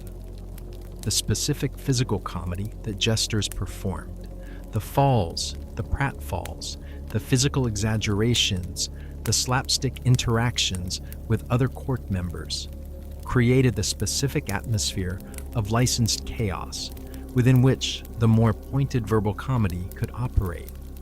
If you had already established that everything you did was comedy, the specific things you said could be absorbed as comedy, even when their content was serious. The training of a court jester, or more accurately, the development of someone into a court jester, since formal training programs for jesters did not exist, involved the specific combination of natural wit and physical skill and social intelligence that the role required, developed through performance experience in contexts of increasing social significance. Many court jesters were performers who had come through the fair and festival entertainment circuit and who were identified by noble or royal talent spotters as having the specific combination of skills that the court context demanded. The category of natural fool, a person with specific cognitive or behavioral differences that produced comedy without deliberate performance, existed alongside the professional jester, and medieval courts sometimes maintained both. The natural fool was not performing. They were being themselves, and their specific being was comedically valuable to the court. The ethics of this arrangement are, by modern standards, deeply uncomfortable. The medieval framework for understanding it was different enough that direct moral comparison is difficult without sliding into anachronism. The specific items that identified the court jester, the motley, multicolored costume, the cap with bells, the bauble, a mock scepter often topped with a model head, the marotte, a stick with a jester's head on it that the jester could talk to and ventriloquize, were not purely decorative. Each element had specific functions. The motley signaled misrule and inversion. The bells created constant auditory presence that made the jester unmissable, and that associated the jester with specific magical protection traditions. The bauble was a parody of royal regalia, a constant visual joke about the relationship between the fool and the king. The jester's relationship with the Feast of Fools, the specific medieval festival that institutionalized the temporary inversion of social hierarchies, the elevation of the lowest to the highest, and the mockery of the most serious, was part of a broader medieval entertainment culture of sanctioned transgression. The specific periods when normal hierarchies could be inverted, when the fool could be king and the king could be mocked, were safety valve mechanisms that the medieval social system used to release the specific social pressures that rigid hierarchy generated. The boy bishop tradition, the practice of electing a choir boy to serve as bishop for the Feast of St. Nicholas, with the adult clergy playing the role of subordinates, was another expression of this hierarchical inversion impulse. The specific comedy of reversing the expected order was a consistent entertainment in medieval culture, precisely because the expected order was so rigidly maintained the rest of the time. Chapter 11. Tavern Life. The medieval pub and its extraordinary inhabitants. The medieval tavern was not a quaint background detail of the period. It was the social infrastructure of the medieval community, the specific space where people gathered, exchanged information, conducted informal business, maintained social relationships, sought entertainment, and processed the specific anxieties and pleasures of their lives in the company of their neighbors. You are in a tavern in a medium-sized English town in the 14th century. The space is not large. The main room has low beams, low enough that taller individuals need to be aware of them, as the specific head injuries associated with medieval tavern beams were apparently common enough to be a recognized hazard. Rough wooden tables and benches, a fire in the central hearth, whose smoke finds its way out through the thatch with varying degrees of success, and perhaps a dozen people in various states of conversation, consumption, and entertainments ranging from dice to storytelling. The ale being served is brewed on the premises or nearby. The specific production of ale was, as we have noted elsewhere, primarily a female trade, and the alewife who ran many medieval taverns was both the brewer and the host, a combination of roles that made her an important figure in the community's economic and social life. The specific quality of the ale varied enormously depending on the brewer's skill, the quality of the grain, the local water, and various other factors. The ale tasters, official inspectors employed by towns to assess the quality and price of ale sold publicly, were a specific institution that tells you something about how seriously the medieval community took the quality of its principal social beverage. The entertainment in the medieval tavern was generated partly by its patrons and partly by the specific professional entertainers who served the tavern circuit. The storyteller, who had a repertoire of tales, romances, fabliaux, comic tales, often bawdy, that were the medieval equivalent of ribald short fiction, historical narratives, news, and gossip from other regions, was a paid entertainer who moved from tavern to tavern, performing for audiences who paid for the entertainment partly directly and partly by buying drinks. The specific stories that circulated in medieval taverns were not the polite, sanitized versions that later centuries would create for more genteel audiences. The fabliaux, the specific genre of comic tale that thrived in the tavern entertainment culture, were frequently sexual, scatological, and satirical of exactly the social institutions that the rest of medieval culture took most seriously: cuckolded husbands, corrupt priests, foolish nobles, clever servants, lusty women. The specific comic targets of the fabliaux were the most powerful figures of medieval society, mocked in the specific protected space of the comedy frame. Chaucer's Canterbury Tales, the most famous surviving example of the medieval narrative tradition, draws directly on the fabliaux's tradition for several of its tales, including the Miller's Tale and the Reeve's Tale, which are specifically bawdy fabliaux embedded in a literary framework of considerable sophistication. The specific comedy of these tales, their explicit sexuality, their mockery of religious figures, their celebration of clever trickery over pompous authority, was not Chaucer innovating against the norms of his period. It was Chaucer working expertly within a well-established entertainment tradition that his audience knew and appreciated. The music in medieval taverns was a constant feature of the better establishments. The traveling minstrel, the professional musician who served the tavern circuit, alongside the storyteller, performed songs that ranged from the courtly love tradition, songs of aristocratic romance that the non-aristocratic audience enjoyed partly for the specific pleasure of experiencing a culture above their station, to the explicitly bawdy and comic songs that matched the specific tone of the fabliaux tradition. The drinking games of the medieval tavern were varied, competitive, and often structured around the specific social dynamics of reputation and challenge that organized so much of medieval male social life. Games that required drinking specific amounts in specific ways at specific signals from other players, games that penalized slowness or spillage, games that created specific hierarchies of drinking performance.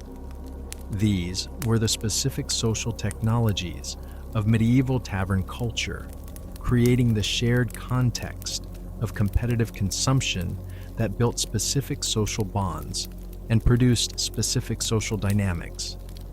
The violence that occurred in medieval taverns, which was real and documented extensively in court records and ranged from brawling to murder, was partly a consequence of the alcohol and partly a consequence of the specific social dynamics of the space.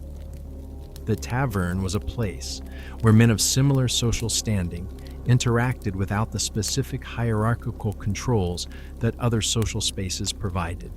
The absence of these controls, combined with alcohol and the specific male honor culture of the medieval period, created conditions in which disputes escalated to violence with a frequency that the court records document in considerable and occasionally darkly comic detail.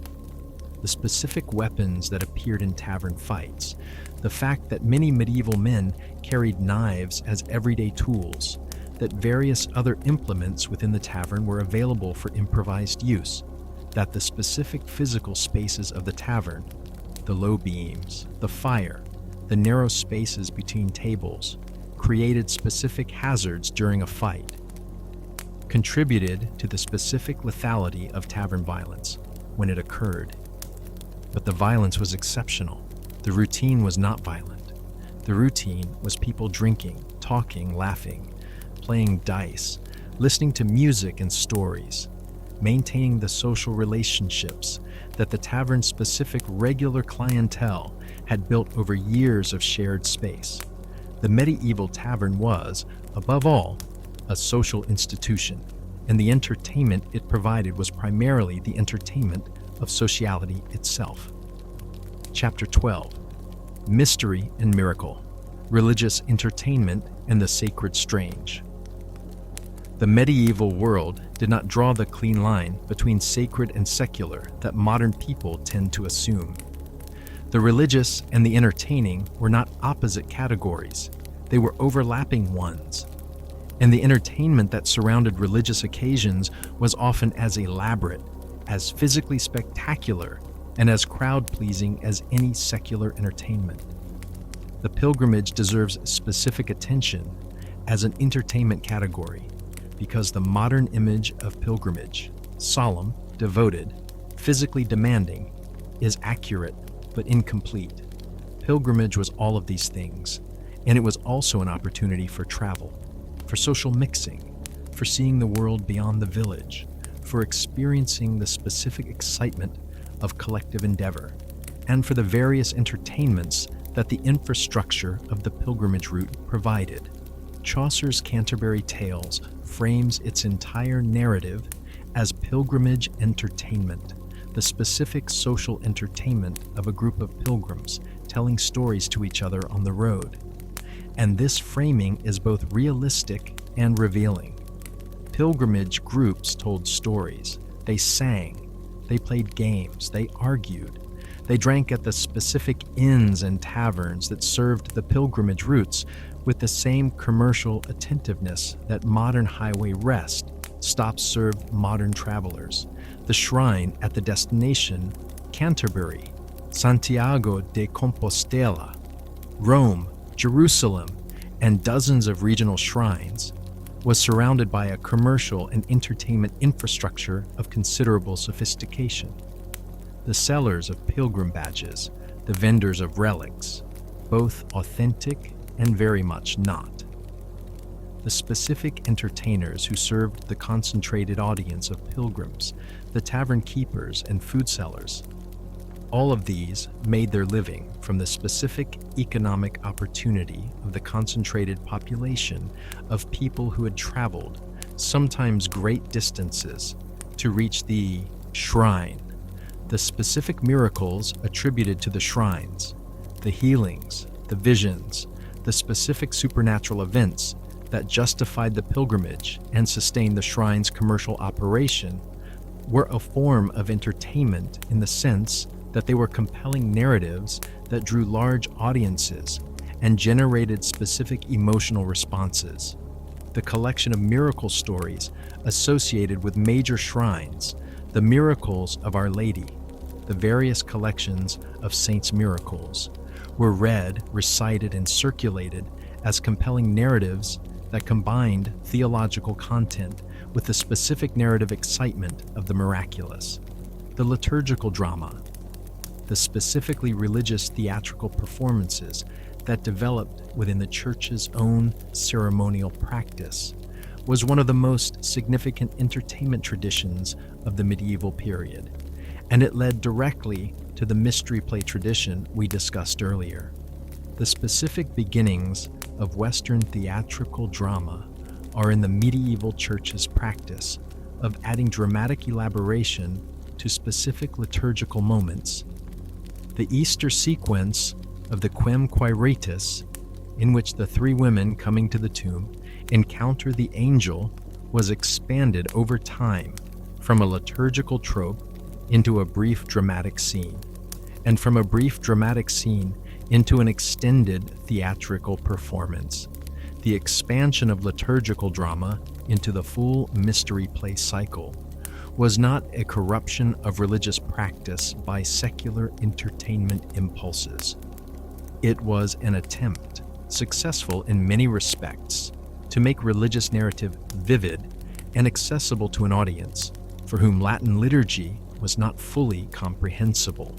The theatrical performance of biblical stories in the vernacular language that the audience actually spoke, with visual and physical elements that made the narrative immediate and emotionally engaging, was a genuinely effective educational and devotional tool. The specific moment in the Easter drama, when the angel announces the resurrection, when the theatrical performer playing the risen Christ emerges from the specific theatrical representation of the tomb, was designed to produce the specific emotional response of wonder and joy that the theological reality was supposed to inspire. The theatricality was in the service of the theology. The fact that it was also entertainment was not a compromise. It was a recognition that effective communication and entertainment are not actually separate categories. Strange things people did for fun in medieval times. Part 3 of 3, Chapter 13, The Literature of Entertainment, Romances, Fablio, and the Stories people told. The medieval entertainment that is most accessible to us today, most directly recoverable, most completely surviving, is the literature. The stories that medieval people told each other, read aloud, had performed for them, and circulated in written and oral form across the social spectrum, constitute one of the richest and most varied bodies of narrative in the Western tradition, and they are also one of the most consistently misrepresented. Medieval literature is not uniformly serious. Medieval literature is not primarily concerned with religious instruction and spiritual elevation, though it contains an enormous amount of both. Medieval literature is, in significant proportions, deeply and deliberately funny, sometimes scabrously sexual, frequently concerned with the specific comic potential of social pretension meeting reality, and always interested in the entertainment value of a good story well told. The romance, the genre that gives us our word romantic, and that was the dominant narrative form of aristocratic medieval entertainment, was not primarily a love story in the modern sense. It was a specific narrative form that combined adventure, supernatural elements, courtly love themes, and the specific fantasy of aristocratic identity that its aristocratic audience most enjoyed consuming. The specific pleasures of the romance were the pleasures of wish fulfillment and vicarious adventure. The knight who performed impossible deeds, the lady whose beauty inspired the impossible deeds, the specific world in which the values of the chivalric code were fully operative rather than constantly compromised by the mundane realities of actual medieval life. King Arthur, the specific figure around whom the most successful romance cycle coalesced, was not a figure that medieval audiences approached as history. He was a figure of fantasy, located in a specific imaginary past that was sufficiently distant to be safely idealized, sufficiently familiar to feel relevant, and sufficiently exciting to generate the specific entertainment value that the Romance tradition required. The Arthurian romances of Chrétien de Troyes, the German romances of Wolfram von Eschenbach and Gottfried von Strasbourg, the English tradition that culminates in Malory's Morte d'Arthur. These represent an enormously sophisticated and enormously popular entertainment tradition that served the specific entertainment needs of aristocratic audiences across centuries. The specific comedy within the Romance tradition is often overlooked, but it is consistently present. The specific comedy of the knight who fails, who is humiliated rather than glorified, who encounters the gap between the Romance ideal and the practical reality. This was not a critique of the Romance tradition from outside. It was a recognized and celebrated element within it, providing the specific comic relief that made the idealism of the rest of the genre bearable and believable. The fabliaux, the comic short tales in verse that circulated in northern France and that were adopted and adapted in England and elsewhere, represent the specifically low comic end of the medieval narrative spectrum, where the Romance elevated and idealized, the fabliaux deflated and satirized. Where the Romance celebrated the specific values of courtly culture, the fabliaux consistently revealed the specific gap between those values and the behavior that actual people, including the specific people who were supposed to embody those values, actually engaged in. The specific targets of fabliaux comedy were consistent. The cuckolded husband, usually a merchant, a craftsman, or sometimes a knight, who was outwitted by his wife and her lover. The corrupt or lecherous priest who pursued women he was supposed to be ministering to. The foolish peasant who stumbled into situations where their naivety was exploited. And the clever woman who outmaneuvered the men who thought they controlled her. These figures and these plots repeated across dozens of fabliaux, with the specific comedic satisfaction of variations on a theme that the audience knew and anticipated.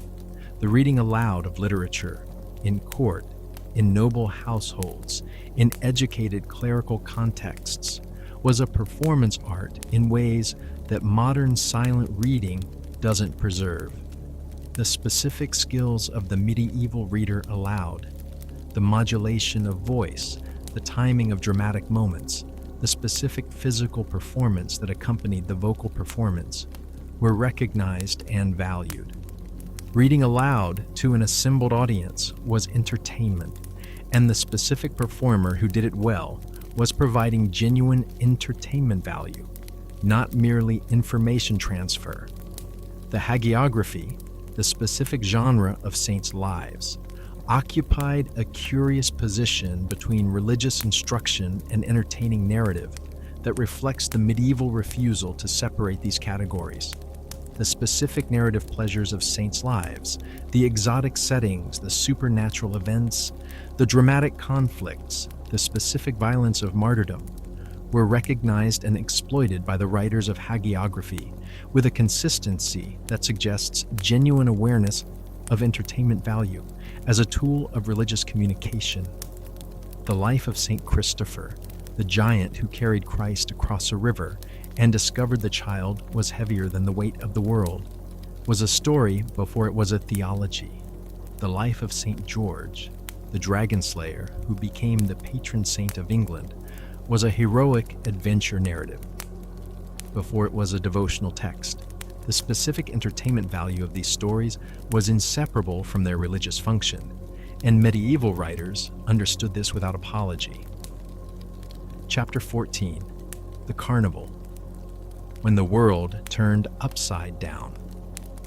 You are in a European city in the days before Lent. The Carnival, from the Latin carneval, farewell to meat, marking the last opportunity for meat consumption before the Lenten fast, is at its height, and the city has been transformed. The specific hierarchies that govern the city for the rest of the year are, for these days, temporarily inverted. The poor are dressed as the rich. Men are dressed as women. The clergy are mocked in public.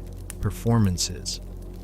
The specific figures of authority, the mayor, the magistrate, the bishop, are represented by costumed figures who enact specific parodies of their authority functions. The carnival was not a unique medieval invention. It drew on Roman precedents in the Saturnalia and on older traditions of seasonal festival that predated Roman culture, but the medieval carnival developed its own specific character and its own specific entertainment content that reflected the particular social and cultural conditions of medieval European cities. The specific comedy of the carnival was the comedy of inversion. The world turned upside down, the bottom placed at the top, the serious made ridiculous, and the ridiculous made serious. This comedy was not innocent escapism. It was, in the analysis of the literary scholar Mikhail Bakhtin, whose work on medieval carnival culture remains foundational, a specific cultural mechanism for managing the tension between the rigid hierarchical order of medieval society and the specific social energies that the rigidity generated. The specific carnival entertainment was extraordinarily physical and extraordinarily bawdy. The processions involved enormous papier-mâché figures, giants, grotesques, representations of specific figures of authority rendered ridiculous, carried through the streets by performers to the accompaniment of music and the specific sounds of the crowd's response. The theatrical performances of carnival focused on the grotesque body, the belly, the genitals, the processes of eating and elimination, in ways that were completely off limits in most other social contexts. The specific language of carnival, what Bakhtin called carnival speech, included the kind of obscenity, the kind of social transgression, the kind of direct address to authority that would be punished in most other contexts. For the duration of carnival, these transgressive forms of speech were protected by the carnival's specific license, its understood status as a time outside normal rules. The charivari, the specific carnival practice of loud, cacophonous, satirical processions directed at individuals who had transgressed community norms, was one of the most fascinating expressions of carnival's social function. A man who had beaten his wife, a widow who had remarried too quickly, an adulterous couple whose behavior was locally notorious. These were targets of the charivari, which assembled outside their homes at night, made as much noise as possible with pots and pans and instruments and voices, and performed specific satirical songs and skits about the target's behavior. The charivari was simultaneously entertainment for the participants who clearly enjoyed the performance, and for the neighborhood audience who gathered to watch, and social enforcement. The specific public humiliation of the charivari's target was the point. The entertainment and the punishment were the same event. The community used the specific mechanism of carnival entertainment to enforce specific community norms without recourse to formal legal processes. The food of carnival was itself a form of entertainment.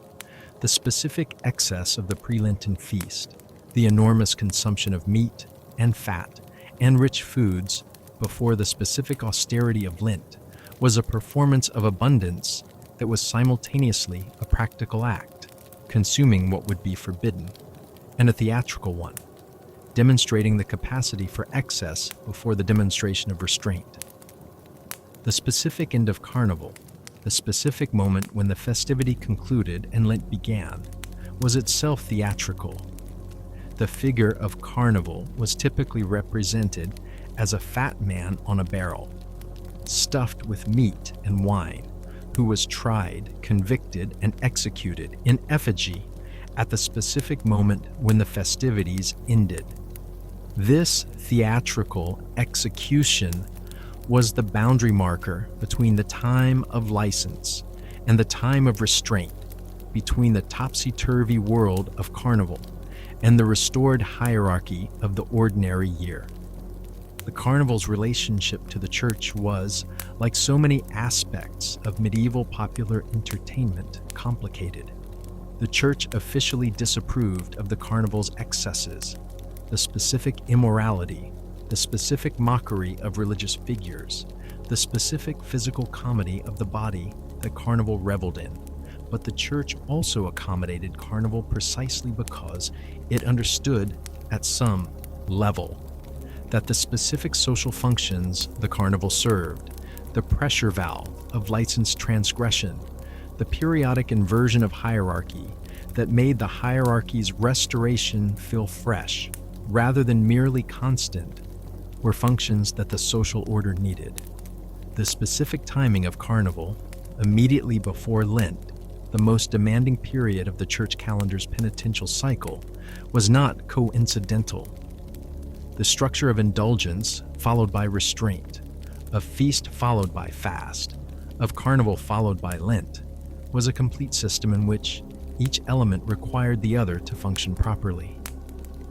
The excess of carnival made the austerity of Lent possible, and the austerity of Lent retroactively justified the excess of carnival. This is sophisticated social engineering. It may not have been consciously designed as such. It developed over centuries through the specific interaction of popular practice and institutional accommodation.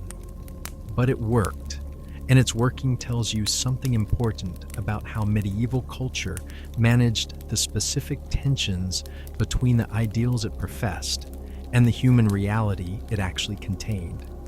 Chapter 15. The games people played. Chess, tables, and the board game. Obsession. The medieval period was, in ways that are only recently being appreciated, an extraordinary era of board game culture.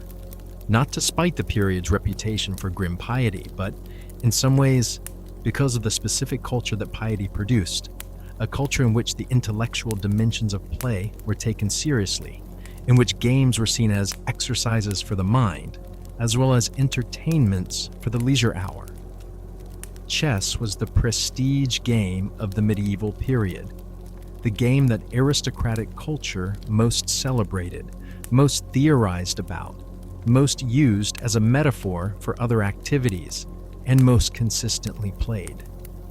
The specific cultural position of chess in medieval society was high enough that a man who didn't play chess was understood to be lacking a specific form of cultural literacy, and the ability to play well was a marker of intelligence and education that moved through every level of society above the poorest. Chess arrived in Europe through Islamic civilization, which had adapted it from its Indian origins and the specific European modifications to the game. Changes in the movement of certain pieces that developed over the late medieval period and culminated in the dramatic expansion of the Queen's power in the late 15th century, producing the game in approximately its modern form, reflected European adaptation of an Eastern game to European cultural contexts. The specific social contexts of medieval chess are as interesting as the game itself. Chess was played at court, in the specific social spaces of noble and royal households, where it was a recognized leisure activity for both men and women. It was played in taverns, with gambling on the outcome. It was played in the specific outdoor contexts of the fair and festival, where chessboards for hire allowed casual play. It was played in monasteries, where the church's complicated attitude toward games were distracting from spiritual life. Games were also legitimate recreation that prevented worse temptations, produced the specific situation of game playing that was officially frowned upon and practically widespread. The chess manual, the specific genre of instructional and theoretical literature about chess, was a significant medieval literary form, not just because chess was popular, but because chess was understood as a serious subject, worthy of sustained theoretical attention. The specific analysis of chess positions, of the strategic principles that governed good play, of the mathematical properties of certain problems. This was intellectual work that serious people took seriously, and the chess manuals that survive from the medieval period reflect genuine analytical ambition. The chess piece imagery of the period is itself a window into medieval culture. The specific figures that the chess pieces represented, king, queen, bishop, knight, rook, pawn, were representations of the specific social hierarchy of medieval society, and the specific meanings of the pieces in medieval chess manuals go beyond their function in the game to elaborate allegories about social roles and social obligations. The chess set was a miniature model of the social order, and playing with it was simultaneously playing a game and engaging with a representation of the world. Tables, the generic medieval name for the family of games, played with dice and counters on a board with a specific track layout, of which backgammon is the most familiar modern descendant, was the other prestige board game of the medieval period, and was, if anything, more widely played than chess precisely because it combined skill with chance in a way that made it both intellectually engaging and exciting for gambling. The specific medieval tables games included nard, the immediate ancestor of modern backgammon, various regional variants with different specific rules, and a range of related games that shared the basic structure of racing counters around a board with dice determining movement. The gambling on tables games was substantial.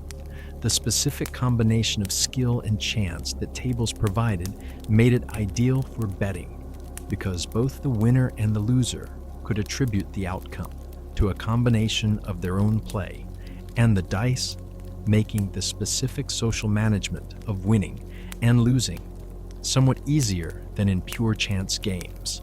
The nine men's Morris, the game of alignment and capture played on a specific board with concentric squares connected by lines, was among the most widespread of the specifically medieval board games, played on boards scratched into stone.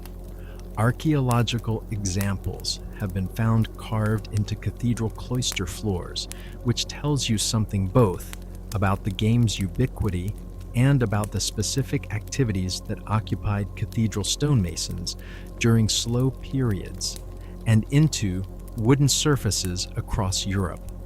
The specific pleasure of nine men's Morris, the tactical maneuvering to create mills, lines of three counters, while preventing the opponent from doing the same, was a pleasure accessible to players of varying levels of sophistication, which contributed to its widespread adoption.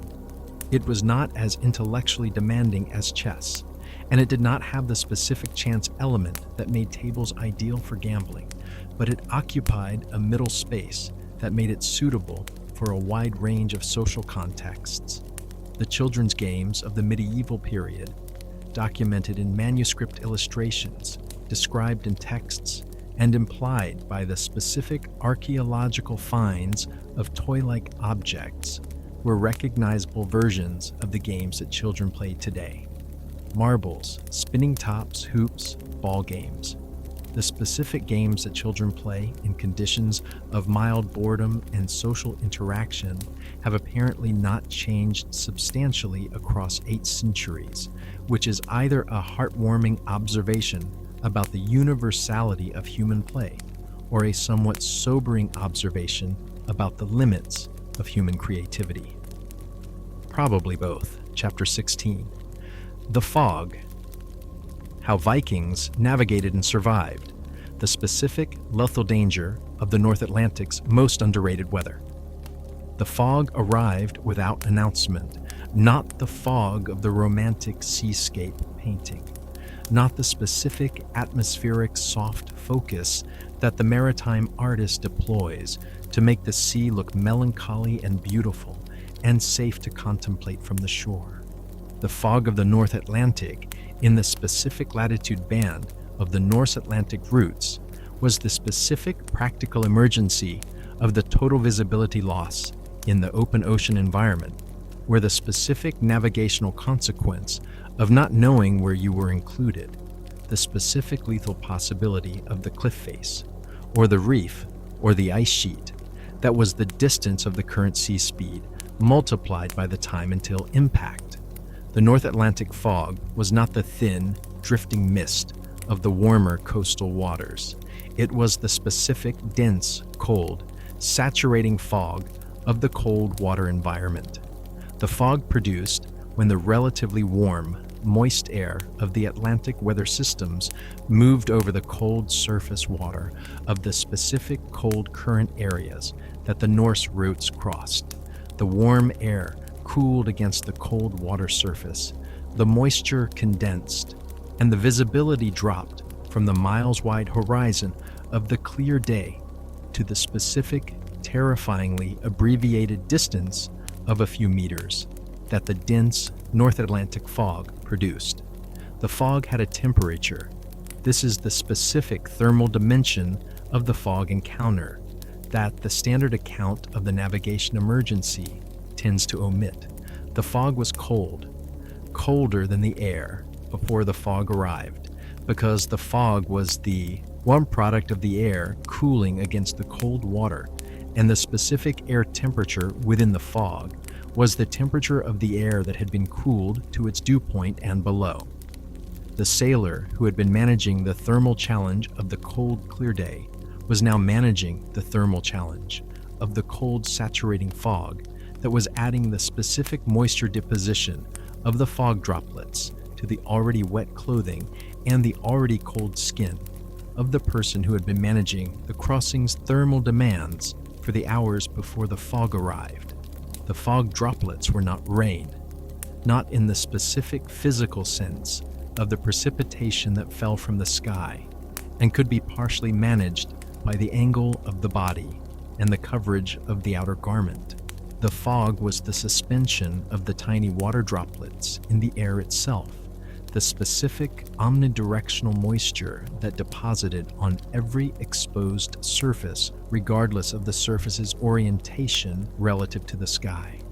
The fog-bound sailor, who was not in the rain, was nonetheless getting wet in the specific comprehensive way of the person surrounded by the suspended moisture that settled on the face and the hands and the outer surface of the clothing, with the quiet, relentless persistence of the fog's hours-long duration. The specific thermal consequence of the fog's moisture deposition on the clothing was the consequence of the additional wetting of the outer layer that the fog added to the spray wet and rain wet that the crossing had already produced.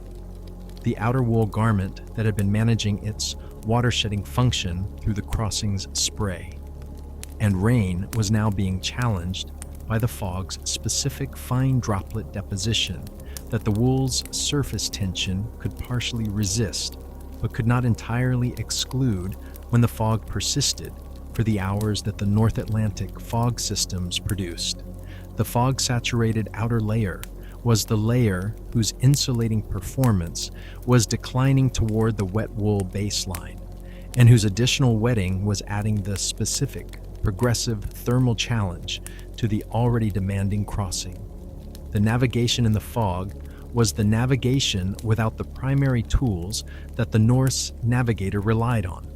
The sun was gone.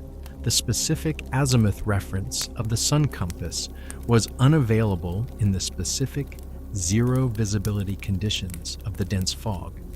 The horizon was gone.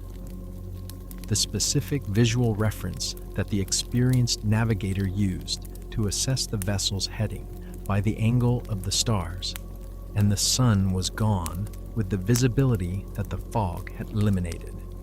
The landmarks were gone. The specific coastal features that the experienced Norse navigator used for the approach to the landfall were invisible in the fog that could have placed the vessel a mile from the cliff face, or 100 miles from any land at all. The Norse fog navigation was the navigation of the specific remaining senses and the specific remaining instruments that the fog had not eliminated. The sound was the first remaining navigation tool. The specific auditory information of the sea's behavior that the experienced navigator could read for the proximity of the land, the breaking wave sound of the surf on the unseen shore. The specific low-frequency rumble of the wave energy dissipating on the rock or the beach was the specific auditory warning of the proximity that the fog navigation tradition identified as the primary close-range hazard indicator.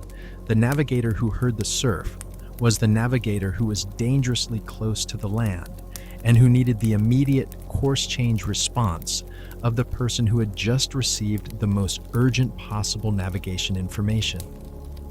The sounding lead was the specific navigation instrument that the fog conditions made the critical depth measuring tool. The weighted line that the sailor dropped over the side to measure the water depth, the specific reading of the depth, and the character of the bottom material that the lead's tallow tip collected as it struck the sea floor. The Norse navigator who was sounding in the fog was performing the specific tactile navigation of the person who could not see the landmass but could feel the bottom coming up beneath the vessel through the changing depth readings of the sounding lead. The shoaling water, the specific progressive decrease in the depth reading that the lead returned, was the specific proximity indicator that the fog had left available. The birds returned in the fog as the navigation information that the specific species identification by sound provided even in the zero visibility conditions. The specific bird calls of the coastal species, the gannet, the guillemot, the specific seabirds whose daily foraging range kept them close to land, were the auditory navigation information that the fog navigation tradition identified as the specific biological proximity indicator that the dense fog had not eliminated. The experienced Norse navigator who heard the gannet call in the fog was the navigator who was receiving the specific, reliable information that the land was within the gannet's foraging range, within approximately 40 miles, and who adjusted the approach accordingly. The current was the specific tactile navigation information of the fog conditions, the specific flow and temperature of the water that the sailor's hand, trailing in the sea, could assess as the navigation supplement. The temperature change of the water, the specific detectable change from the open ocean temperature to the warmer or colder coastal water temperature that the specific local current patterns produced, was the navigation information that the fog had not eliminated, accessible through the specific direct contact of the hand in the water, or the temperature-sensitive foot against the hull bottom, where the water conducted its temperature through the thin planks. The thermal management of the fog watch was the thermal management of the sustained cold and wet without the specific physical activity of the rowing that the normal crossing's heat generation relied on. The fog demanded the slow, careful progress, the reduced speed, and the specific, attentive watch that the navigation hazards of the fog-hidden environment required. The reduced speed meant the reduced rowing, and the reduced rowing meant the reduced metabolic heat generation, and the reduced metabolic heat generation meant the specific, progressive cooling of the crew that the normal watch rotation management had to address through the specific, additional movement and the additional covering that the fog watch required beyond the normal cold management. The fog was also the specific psychological challenge that the physical challenges of the crossing had not fully prepared the crew for. The specific disorienting experience of the total sensory limitation that the zero visibility environment imposed on the people whose normal navigation relied on the continuous visual orientation of the horizon and the sun, and the specific coastal features that the fog had made invisible. The psychological challenge of the fog was the challenge of the person who could not see where they were going and could not be certain that where they were going was not the cliff face or the reef or the ice that the fog was hiding in the specific short distance of the current speed's next few minutes. The Norse cultural response to the fog's psychological challenge was the cultural response of the people who had named the fog and had placed it in the cosmological framework that gave the specific natural phenomenon the specific cultural identity that reduced its power to paralyze. The fog was Nidhöggur's breath, the specific kenning of the skaldic tradition that transformed the terrifying visibility loss into the specific mythologically framed encounter with the known entity of the Norse cosmological world. The sailor who was sailing through Nidhöggur's breath was the sailor who was in the specific meaningful encounter with the cosmological entity, rather than the random, indifferent natural phenomenon. And the specific psychological difference between these two framings was the difference between the manageable and the overwhelming. The fog lifted. It always did eventually. The specific transient nature of the fog weather system that produced the visibility loss, and the specific meteorological progression that eventually moved the fog system and restored the visibility. The clearing of the fog was the specific experiential event of the sudden restoration of the world's visual presence, the horizon appearing, the sun's position becoming accessible, the specific coastal features of the landmass that the fog had hidden becoming visible at the distance that the clearing revealed. The navigator who had maintained the vessel's heading through the fog by the specific remaining navigation tools of the sound and the lead and the current and the birds was the navigator who now assessed the revealed position against the expected position and determined the specific course correction that the fog's drift had required. The thermal assessment of the post-fog period was the assessment of the fog's specific additional wetting of the clothing and the specific additional cooling of the crew that the fog's hours had produced. The outer garment that had been adequate before the fog was the outer garment that might require the specific wringing and drying management of the post-fog period before it returned to the thermal performance level that the continuing crossing required. The crew, whose clothing had been adequately managing the crossing before the fog, had to reassess their thermal situation after it. The specific additional moisture deposition of the fog hours being the specific additional thermal challenge that the management system had to address. Conclusion: what the fun tells us. You have a free afternoon in 1247. You know this already. It's where we started. You also know now considerably more about what you might do with it. You might watch a joust. You might attend a bear baiting, if that's the sort of thing your century and your community is doing, and you've managed to put aside the specific moral reservations that your modern self has carried back in time with you. You might eat something extraordinary and theatrically presented at a great feast, or something ordinary and adequate at a market stall. You might watch a mystery play's devil cavort across a pageant wagon while the crowd around you oscillates between laughter and something approaching genuine fear. You might gamble on dice, on cards if it's late enough in the period, on the outcome of the joust, on something.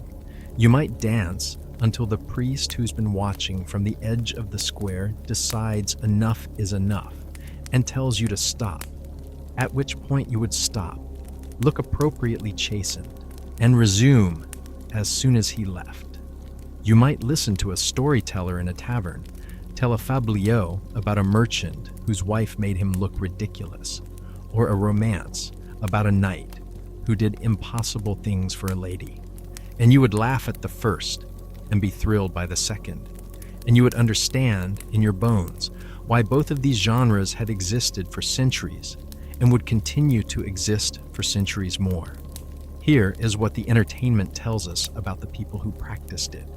They were not fundamentally different from us in their desires. The desire for excitement, the specific adrenaline of watching dangerous things happen in controlled contexts, the desire for laughter, the specific social pleasure of shared comedy, of seeing pompous things deflated, of the body's undignified reality asserting itself against the social order's pretensions, the desire for beauty, the specific pleasure of skillfully made things, whether that's a subtlety of sugar paste, or a trained falcon in flight, or a romance hero's impossible quest. The desire for community, the specific warmth of shared experience, of being part of a group that is simultaneously enjoying the same thing. The specific forms these desires took were shaped by the specific conditions of the medieval world. By its technology, its theology, its social structures, its specific available materials, and specific available spaces, the forms were different from ours. The desires were the same. Medieval entertainment was strange. It was violent and theatrical, and elaborate and bawdy, and earnest, and sometimes bizarre, in ways that are genuinely difficult to fully assimilate from the distance of 8 centuries. But it was also recognizably human, and the specific humanity of it. The persistent, creative, enthusiastic insistence on finding ways to have fun in the space between the obligation and the grave is perhaps the most interesting and most underappreciated aspect of the medieval world. They worked, they prayed, they suffered, they also laughed, sometimes all four simultaneously. We are, in the end, the same people, just with better plumbing.